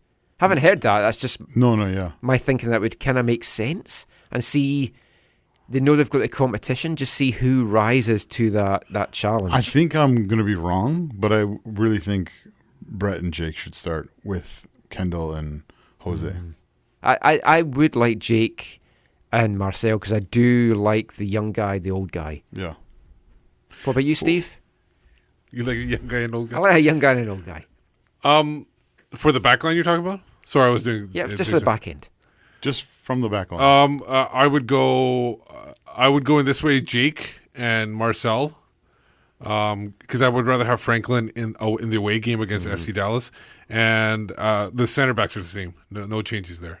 One other thing about the center backs, because I think you haven't been on Twitter, but people have been tweeting up, and like Farhan, I think himself, I've been tweeting how, I don't know if it's 1 or 2 games that Danielle Henry's played in Ottawa, and they haven't conceded. I saw him tweeting something earlier in the week about that. They haven't conceded with him playing, so I think it's been at least 2 games. And so it's like, hey, we're going to be okay. Yeah, when we go down, we get relegated to the USL, we are going to be awesome with the nail in the back line. What about formation then for this one? Robert doesn't get caught up in formation. I go 4-4-1-1 with Yordi Reyna as being the one behind the striker, which is Kai Kamara. I like that. Oh, yes. What I want to see is 4-4-2 with Tony and Kai. What I think might happen is 4-4-1-1. I think exactly. I think it could be 4-4-1 with Jordy and plus Kai. we don't know about Anthony Blondell's availability. He did have that minor knock, and you never know what minor knocks turn into. Yeah, they do. Yeah, I'd like to see a 4-3-3. We haven't tried that yet. Oh, come on, man! They only have 2 days to try it. Practice it. We used to play that a lot under this Indy 11 coach named Martin Rennie. I like 3-5-2. I don't know if I've ever mentioned that. I liked 3-5-2. That's maybe what I should say. If you're going to experiment with 3-5-2, this is the game to do. No, it. this is not. Or the game Dallas. No. 4-4-2 would be great to see. I like Steve's idea, actually, 4-4-1-1. Let's just call it 4-4-2. Which is I usually do not like as a formation personally, but I think for this group it can be good. Well, I just think that I just call it a 4-4-1-1 because I think Reyna should drop in a little bit to assist the center who's your midfield? I would like to see him more up top. I think we're going to see Effie back in because Robbo really sang his praises after the game for the contribution he made after he came You could on. go, boy, sorry we're boring you there, Zach. I don't know where that yawn came from. I'm sure that yawn got picked up on the thing because I wasn't even looking at him and I heard a yawn.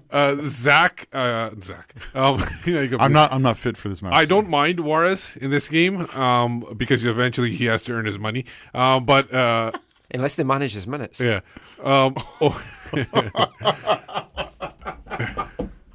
Okay, we're gonna lose Zach for a bit. I'm gonna try to talk with Zach laughing. It's not greasy. Okay. Oh man. I think Juarez probably would be a best bet. Now the pair him, I want to put Felipe there, but I don't know if he's the good pairing with Juarez.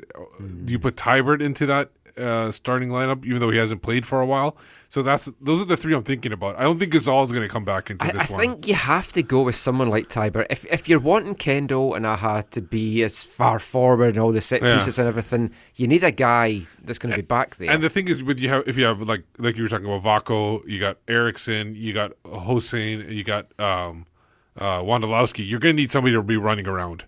Yeah. And I don't think it will be able to do that after playing 70 minutes or whatever he played last. And plus, game. he went off kind of gingerly too. Yeah, he took a bit of a knock doing the game. Yeah. Predictions then.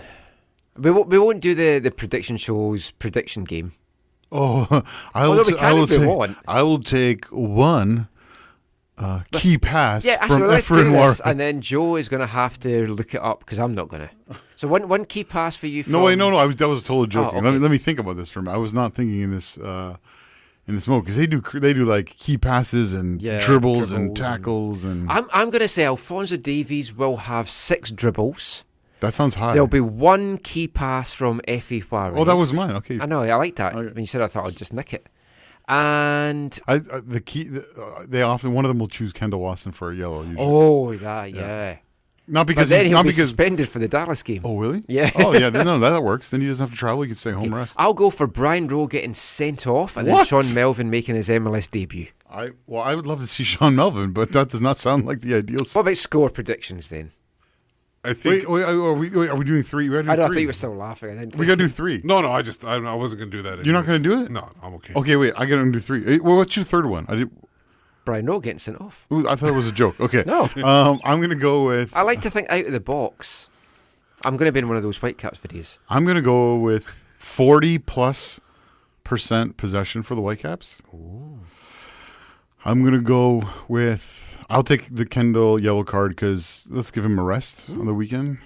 Although he's going to be away for the World Cup after pretty soon. So Well, we don't want him injured for the World Cup. That's true. And then I'll go with a goal, at least one goal for Jordi Reyna. Those are too traditional for those guys. Yeah, they're good. What about score prediction? I'll go 3 now. Now that I had time to think about it. 3-0? Did you say 3-0? No, a 3. Let's say Jose Aja with an own goal. Oh, that's. I will say Marcel Dion with 3 crosses into the box. Oh, now you haven't even listened to the show and you sound like you're on it. And I will go with Jordi Reyna with an assist. Very good. Prediction wise, I'm going to go 0-0. You weren't joking. I'm going to stick with that. Wow. Set the bar low. Get enthused at the game. I was so excited because I thought Portland, Seattle were going to go 0-0 today. I was just like, sweet, because in a terrible weekend where you drop where you drop 2 points, Montreal loses, Toronto loses, and then a 0-0 there would have been made some things felt better. But I'm going to go with something along the lines of, let's say 3-2. Steve, you give your prediction. I'll decide who's going to win 3-2. I'll go 3-0 Whitecaps. Oh. Wait, what? What about Wondolowski? No, I'm going to say he's going to have to wait. Okay. I'm just thinking that travel from Minnesota, if they do, they're obviously going to go back to San Jose and then coming back this way in 3 days. Vancouver Whitecaps have 1 extra day of rest and they're playing. No, they might just come here. If they do come here, then I think they'll come straight here. Yeah, that would be foolish. Then I adjust Caps the whole. train Why? Saturday, Not we're really. off San Sunday. Jose's not that much of a travel. No, but it's an extra flight. It's I an know, extra but day of travel. I think they would rather go home and probably rest there. Oh, it's Mother's Day. They might want to go home for that. This is professional football, Michael. I guarantee you'll see San Jose. You have no heart. I'll look it up right now. Okay. Anyway, who's going to win 3-2 so we can get to a break? I'll say Vancouver. Okay, Vancouver winning 3-2. Yeah. You heard it here first. And we'll be back with more after this. Hi, I'm Kakuta Mane. You're listening to AFTN Soccer Show. Welcome back. You're listening to the AFTN Soccer Show on CITR Radio, Part 5. And this part has got nothing to do with the Whitecaps. We're going to be looking at RBC's Soccer Web headlines, but first of all, we're going to bring you an interview with TSS Rovers head coach Colin Elmes TSS Rovers season kicks off on Monday at home to Lane United. They've also got a game on Friday night as well, so if you're listening to this after Monday, you can still get to Swangard on Friday night and take in a game. Second season for the Rovers in the PDL. They've put together a really good team. So much different atmosphere around the club this season. I've got high hopes for them. They've got some goals in the team. We'll talk a little bit to Elmo about that and a few more things as well. So let's hear from him now.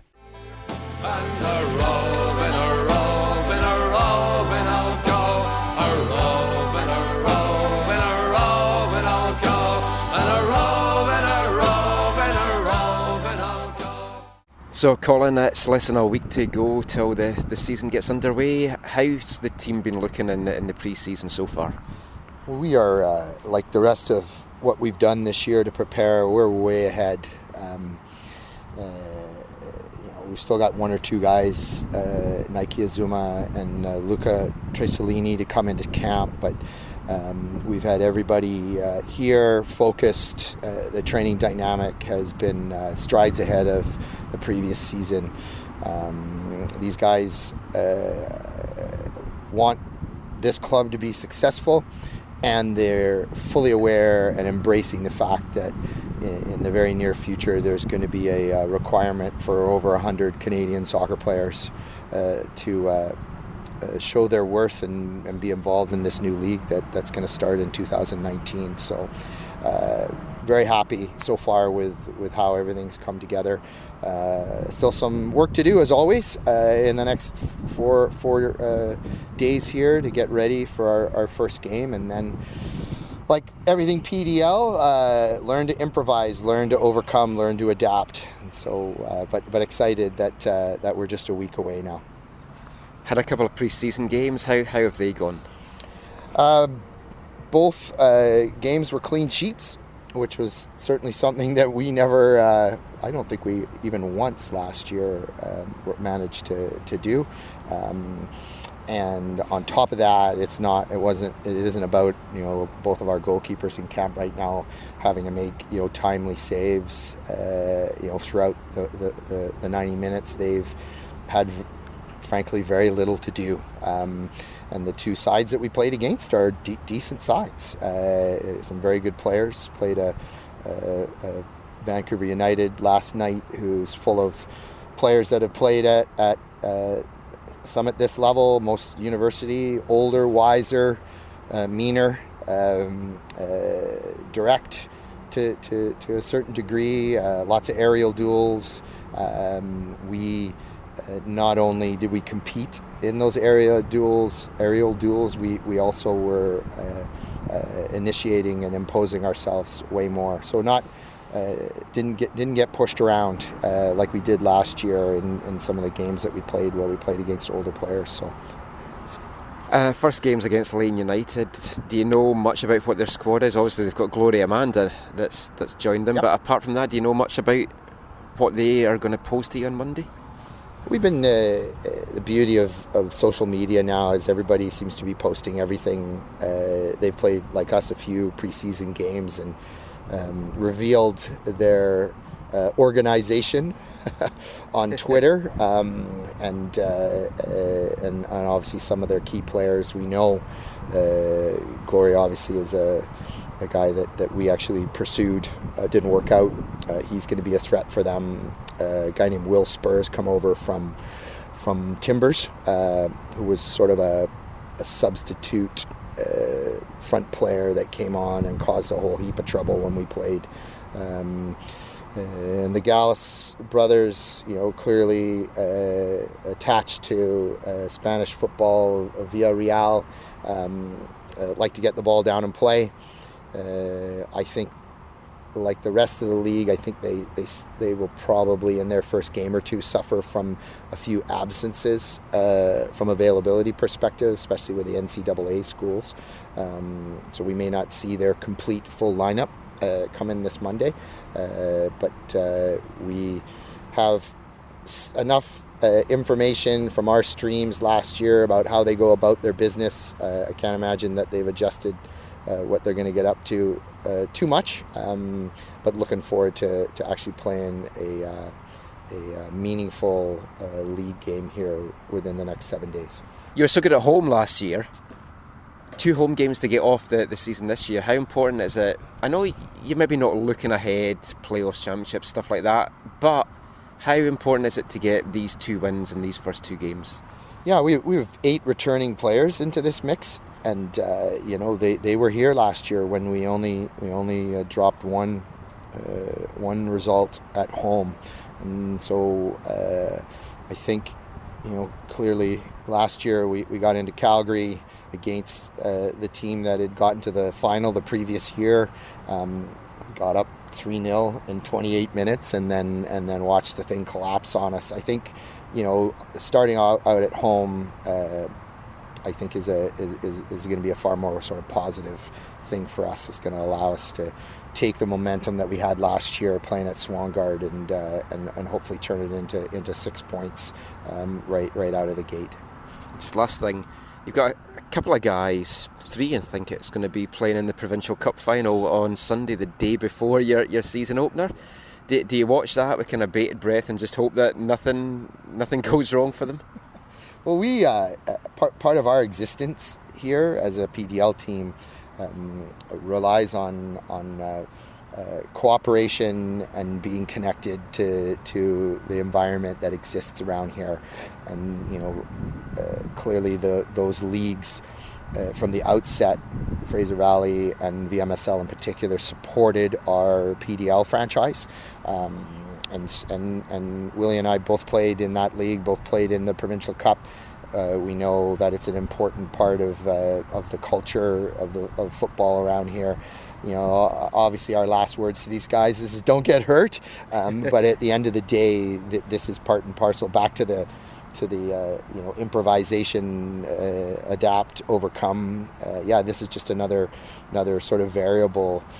Clearly with all the silly protests that have gone on, we're actually, I guess, somewhat fortunate that there's only 3. There could have been 10 playing in that game tomorrow, on the Sunday before our league game, and that would have made it far more difficult from a recovery perspective. So we'll just have to see how it plays out. I'm going to try and get out to go and watch the game and keep an eye on our guys. But yeah, it's just a fact of life, and hopefully they come out of there unscathed. Clearly, one team has to win, so there's going to be one or 2 players disappointed. That's great. Thanks so much, Colin, and good luck this season. Thanks, man.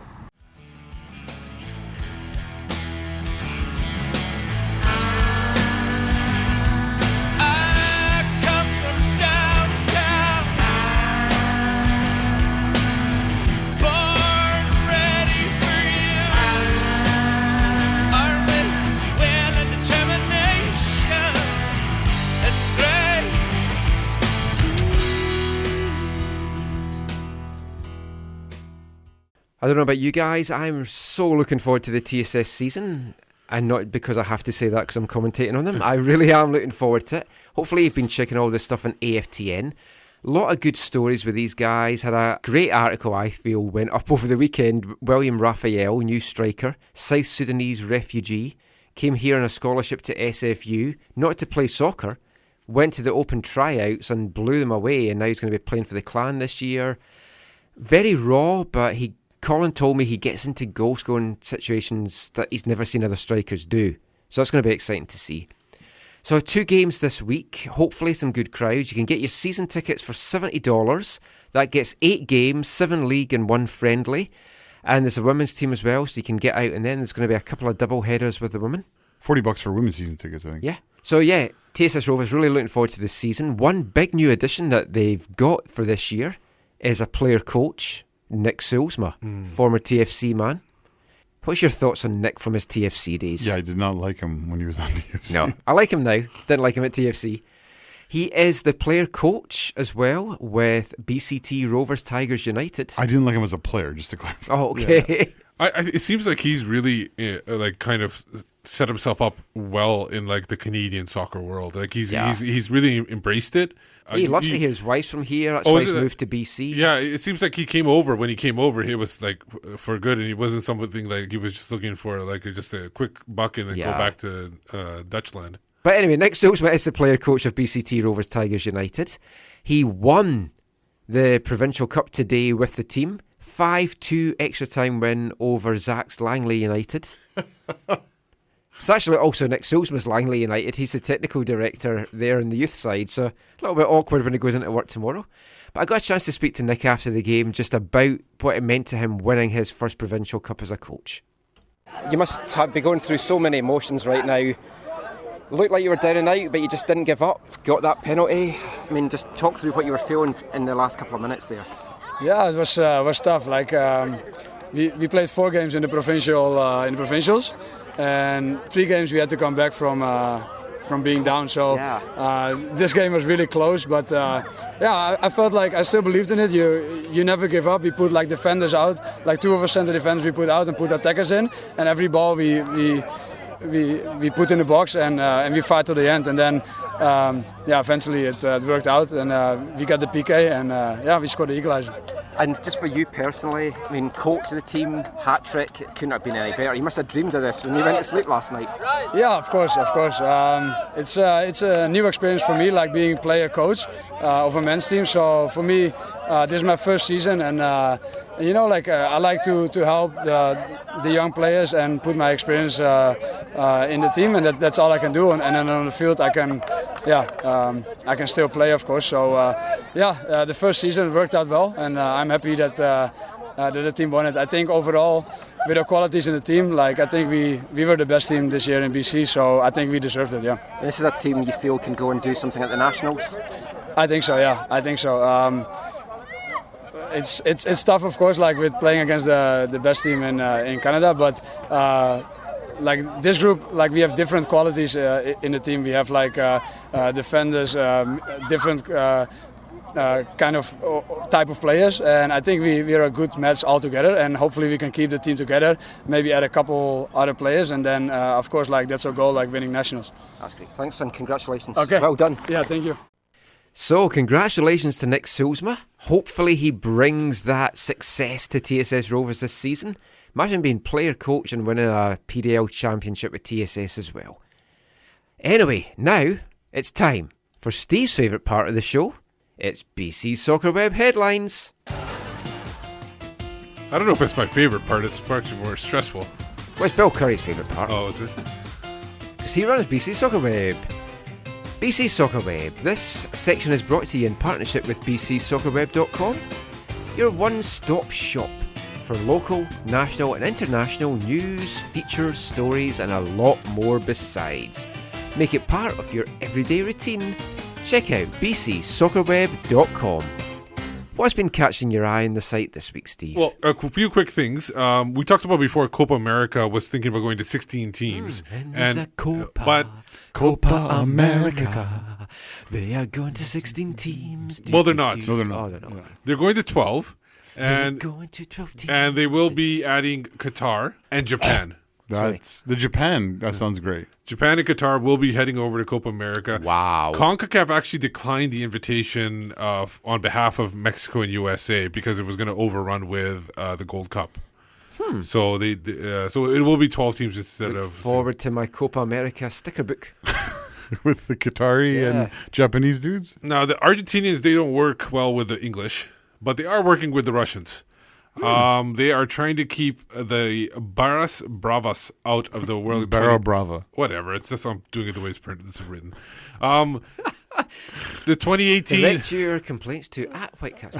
2018 World Cup. They're trying to keep them out of there.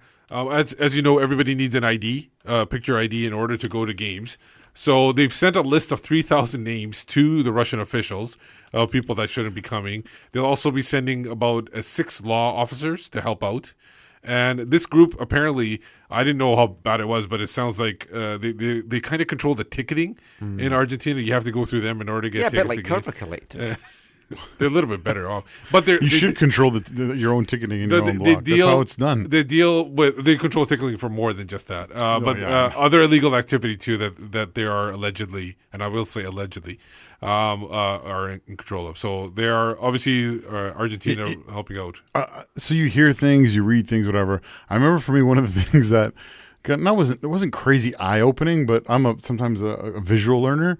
And when I watched was the Real Football Factories International when he went to Argentina, and you saw like the Barra Brava guys, they had their own keys to the stadium, and like they're like, yeah, come with us. Do you not have that at BC Place? Keys? Yeah. No, we don't. We don't have keys. But I mean, someone's always there, and you have a pass, so it's close. I know a guy. Yeah, you know. So they they would just like go in the stadium. They're like, let's take you on a tour of the stadium, and they're like, and they would just tell you like, this is what we demand of our club, and this is what it looks like. Some things I think could be viewed positively, but yeah, there's definitely a negative element, and you can understand why they wouldn't want them there. The ID thing is real. Yeah. I have a friend who's going, and there's two options. You have to get this special visa, or you have to have this fan supporter ID thing. So he got the supporter ID thing because it was easier and cheaper and whatever, and he's ready to go to his country's games and looking forward to it. Or just buy a Putin mask. Yeah, he'll get in for that. I don't think that'll. He scored 5 goals in a hockey game this week. Oh. Was he topless like normally? No. He had full. Why did we both go there? No, he had full jersey just on. Picturing him just but now. nobody was touching him once he had the puck. He was just trying to score really like 2-3 times. He got I'd like a goal. to see him in the 100 versus 2 game. Going to MLS soccer, judge orders a 90-day pause in the suit over the Tucker move in Ohio. So Ohio judge, the Columbus versus the owners, state of Ohio versus the owners. He's ordered a 90-day pause in the trial because he wants to meet both parties and determine how a potential sale would work out and what's the team's value. So before he wants to go through the trial, he wants to find out all this other. So because were they expecting something now, like kind of soon, Steve? Do you remember? Because my understanding is that I think it was quite imminent. Yeah, because what's his name? Precourt supposedly has given Austin until I think it's June to say whether or not they would support a stadium there. Yeah. So I wonder how much this is helpful to him in terms of this waiting until that happens as opposed to them saying now you can't do this or you can do this or whatever. So I wonder who this benefits more. But for sure, ultimately, you hope Columbus stays in Ohio, or sorry, Columbus. The Crew stay in Ohio and Columbus too, and they're joined by FC Cincinnati, and there's a great state derby. So some big news in Canada and the Canadian Premier League. First of all, the biggest news of the week, which happened, I believe on Thursday, they launched their first team, York 9 FC. Yep. They'll be playing out of York University initially for about 2 years, and then they're looking to move into a stadium that they're going to build 12 to 15,000 capacity. So the face of the team, it would be soccer specific stadium as well. Yeah. So the face of the team, of course, is Jimmy Brennan. Yeah. And this is where I did my middle and high school years. That's where basically I grew up in York region, and so it's it includes like places like Vaughan and. That's where they announced it from Vaughan. So you'll have a soft spot for them, and with a German connection as well. What German connection? York 9. Well, and also I think the supporters group is called Generation 9. If I'm not mistaken. I forget. It sounds like their supporters are some inebriati. Yeah, because like Generation IX, it is actually very clever. Yeah. So earlier in the week, there's a couple of news of stadium issues in both Calgary and Alberta. We'll start off with Alberta first. Both in Calgary and Alberta? Yeah. Calgary and Edmonton. They're very close to each other. The capital of Alberta, Edmonton. First of all, Edmonton is thinking about going to a baseball stadium. They're not. It's called a Remax Stadium or something like that. Yeah, so they're not thinking about it. It's another option. Clanahan, if I'm pronouncing it right, just mentioned it in the press conference because basically what happened was the CPL owners met at Edmonton a couple days before. The council. Yeah, before the CSA AGM in Yellowknife. Yeah, and so then he did a press conference there, and he brought this up as something they could think about. But when you listen to FAF talk and you talk to people in Edmonton, They don't think it's possible. No one's been looking at this. Yeah. I think it might be more of a public thing of saying, hey, city council, if you're not going to work with us on this place, is this place an option? Yeah, and this one holds 9,200 people, and it was a former stadium for like a AAA baseball team, which is one lower than the major leagues. But now, as of now, only an amateur team plays semi-pro, and they play only May to July. Yeah. So it's not that long of a season, too. It would, to me, it does not seem ideal to have both sports in there. And Yeah. if you look at it, it's not like, Michael, it doesn't remind me of going to your favorite Piggy Park before it got converted to a full football ground, where you're like, okay, you can get by. You know what I mean? Like back in the day, do you remember that? You remember going, right? And did you ever go when the outfield was still there? I don't think I did. Oh, okay, I did. And it was. I moved here in 2007. I think I first went there in 2009. I went there, and I went to Rochester when they were playing in a baseball diamond too. And it is kind of weird because you have stands with like an outfield behind them, but that stadium, because Portland, because how it was in the ground, and you're kind of covered on the two sides, really covered really well. The pictures you've seen of this, it would be a little bit awkward. Yeah. Going a little south to Calgary. They look like they have a location for their stadium. It's going to be in Spruce Meadows, which is normally a horse jumping facility, but they do have a lot of fields, and they are going to build a soccer specific stadium for that. It'll be initially 5,000 to 7,000 with the ability to expand. It's going to be owned by Spruce Groves, and it's going to be like basically be rent. The stadium, whatever they have right now, is going to be renovated if they have one, or it'll be fully built. It's just south of Calgary too, so it's a decent location. But they've done a pretty good job there. Actually, that location is the reason why Canada has a pretty good showing in horse jumping. So hopefully it rubs off on soccer as well for Calgary. Yeah, the pitches they have are really close to the racetrack. It's not like the perfect location, no, but apparently it's not the worst. It's not the worst. Yeah. So, apparently you can take, I think, their light rail to somewhere that's walkable. So it's not like you're right there, but it's not crazy far away. Yeah. Not like Langley. No. And then final news, former Whitecap captain Martin Nash has joined the Calgary Foothills FC coaching staff. Player coach? No, not player coach, full coach. He's our captain. I don't like a lot of people have speculated, including myself, that Calgary Foothills will have a strong foothill, no pun intended, in the Canadian Premier League. And obviously, with Martin Nash coming on, that might be another step to having somebody who's coached in the USL and other leagues as well. Well, you just look at their roster, right? You have Nick Ledgerwood is a player coach there, right? And you look at all the former Whitecaps residency kids that are there, like Carducci, Perreault, Jackson Farmer, loads more. Yeah, they're getting ready for the Canadian Premier League in Calgary. Yeah, and you can come and see Calgary play TSS Rovers. World Cup 2026 news. U.S. assures FIFA there will be no discrimination fear at the 2026 World Cup. Like everybody, fans will get their visas. Nobody's going to be, stopped from getting into the nation or what anything. About criminals? I'm assuming though they will not be able to. Also, I think they. So you're saying not everyone? I think they can assure that too, because I think Trump can't be in charge at during the 2026 World Cup. Well, Donald can. No, Ivanka can. Oh, I forgot about Ivanka. Or Donald Jr. too. I never forget about Ivanka.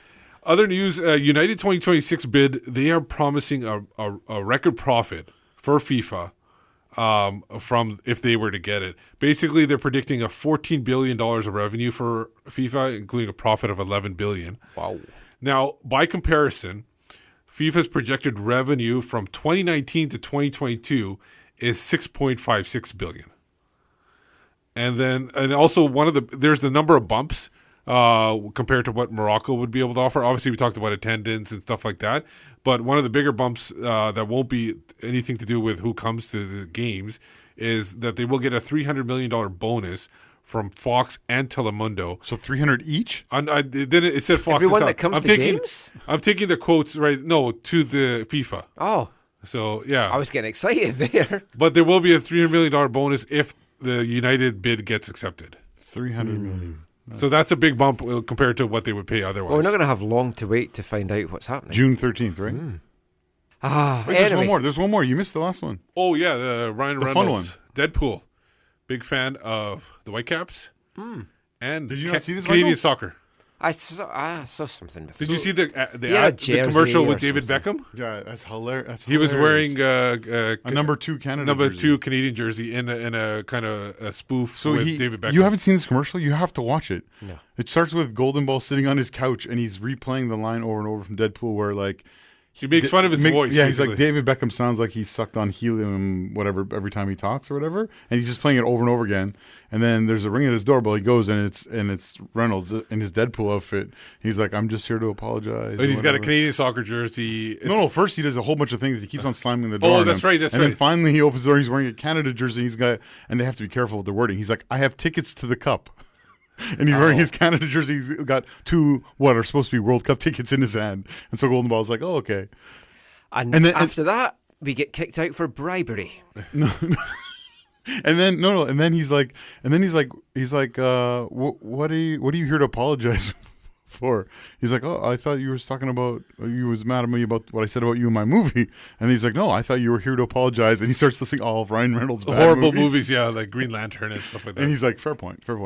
But he was in Madrid with Josh Brolin, who plays the lead character Cable in the new Deadpool movie. He also played Thanos, of course, in the Avengers movie. He played for Sweden as well, didn't he? Yes, that's Josh, though. Yeah, good call.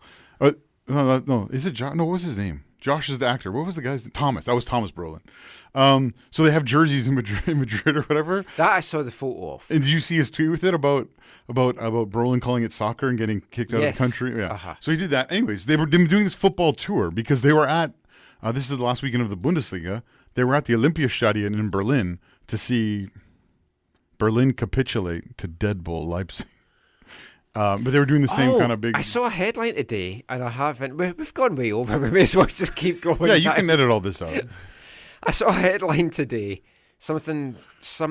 Hamburg got relegated, and there was crowd violence or something. Well, it was the first time they ever did, didn't it? Yeah. So I remember I did a trivia question on that. Yeah. That they had never been relegated before. So Hamburg... I could have sworn I did that. So when the Bundesliga started in the 60s, they chose certain teams or whatever, and Hamburg is the only club that's never, ever been relegated. And so there's a couple funny things. One is they have a... They have a running clock in their stadium of the time they've been in the league. So it's like 54 years and all these days. Whatever. So like a couple years, for 3 or 4 years, they've been on the brink. Because a few years ago, Bayern fans, they brought a tifo that just had a clock that read 0-0-0. So they're playing Hanover. Hamburg won. Not Hanover. They're playing Gladbach. Hamburg, they went down. And they did what Colin fans did a few years ago, but not nearly as good as the Cologne Ultras did, where they just started like lighting off black smoke, like big things of black smoke and flares, and then they started burning stuff a little bit. So like the stewards came out, and then a row of the like fully guard police on horseback. They stopped the game with it was in extra time or 2 minutes left. But the referee's like, no, the game has to continue. So after 15-20 minute delay, They give the goalie, the Hamburg goalie, the ball. He's not got any gloves on.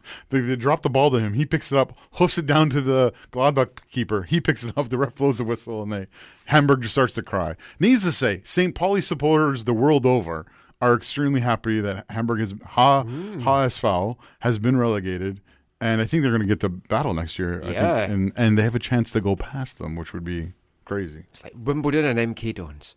Just before we do finally go, just let everyone know where they can find you online. You can find me on Twitter at WhitecapsBeat.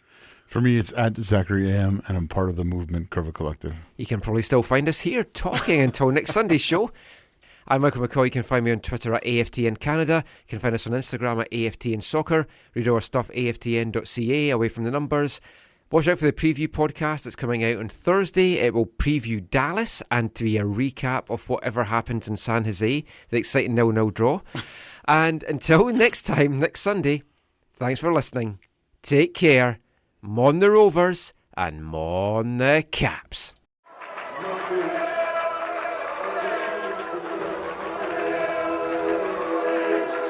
Going to your first match is an experience you never forget.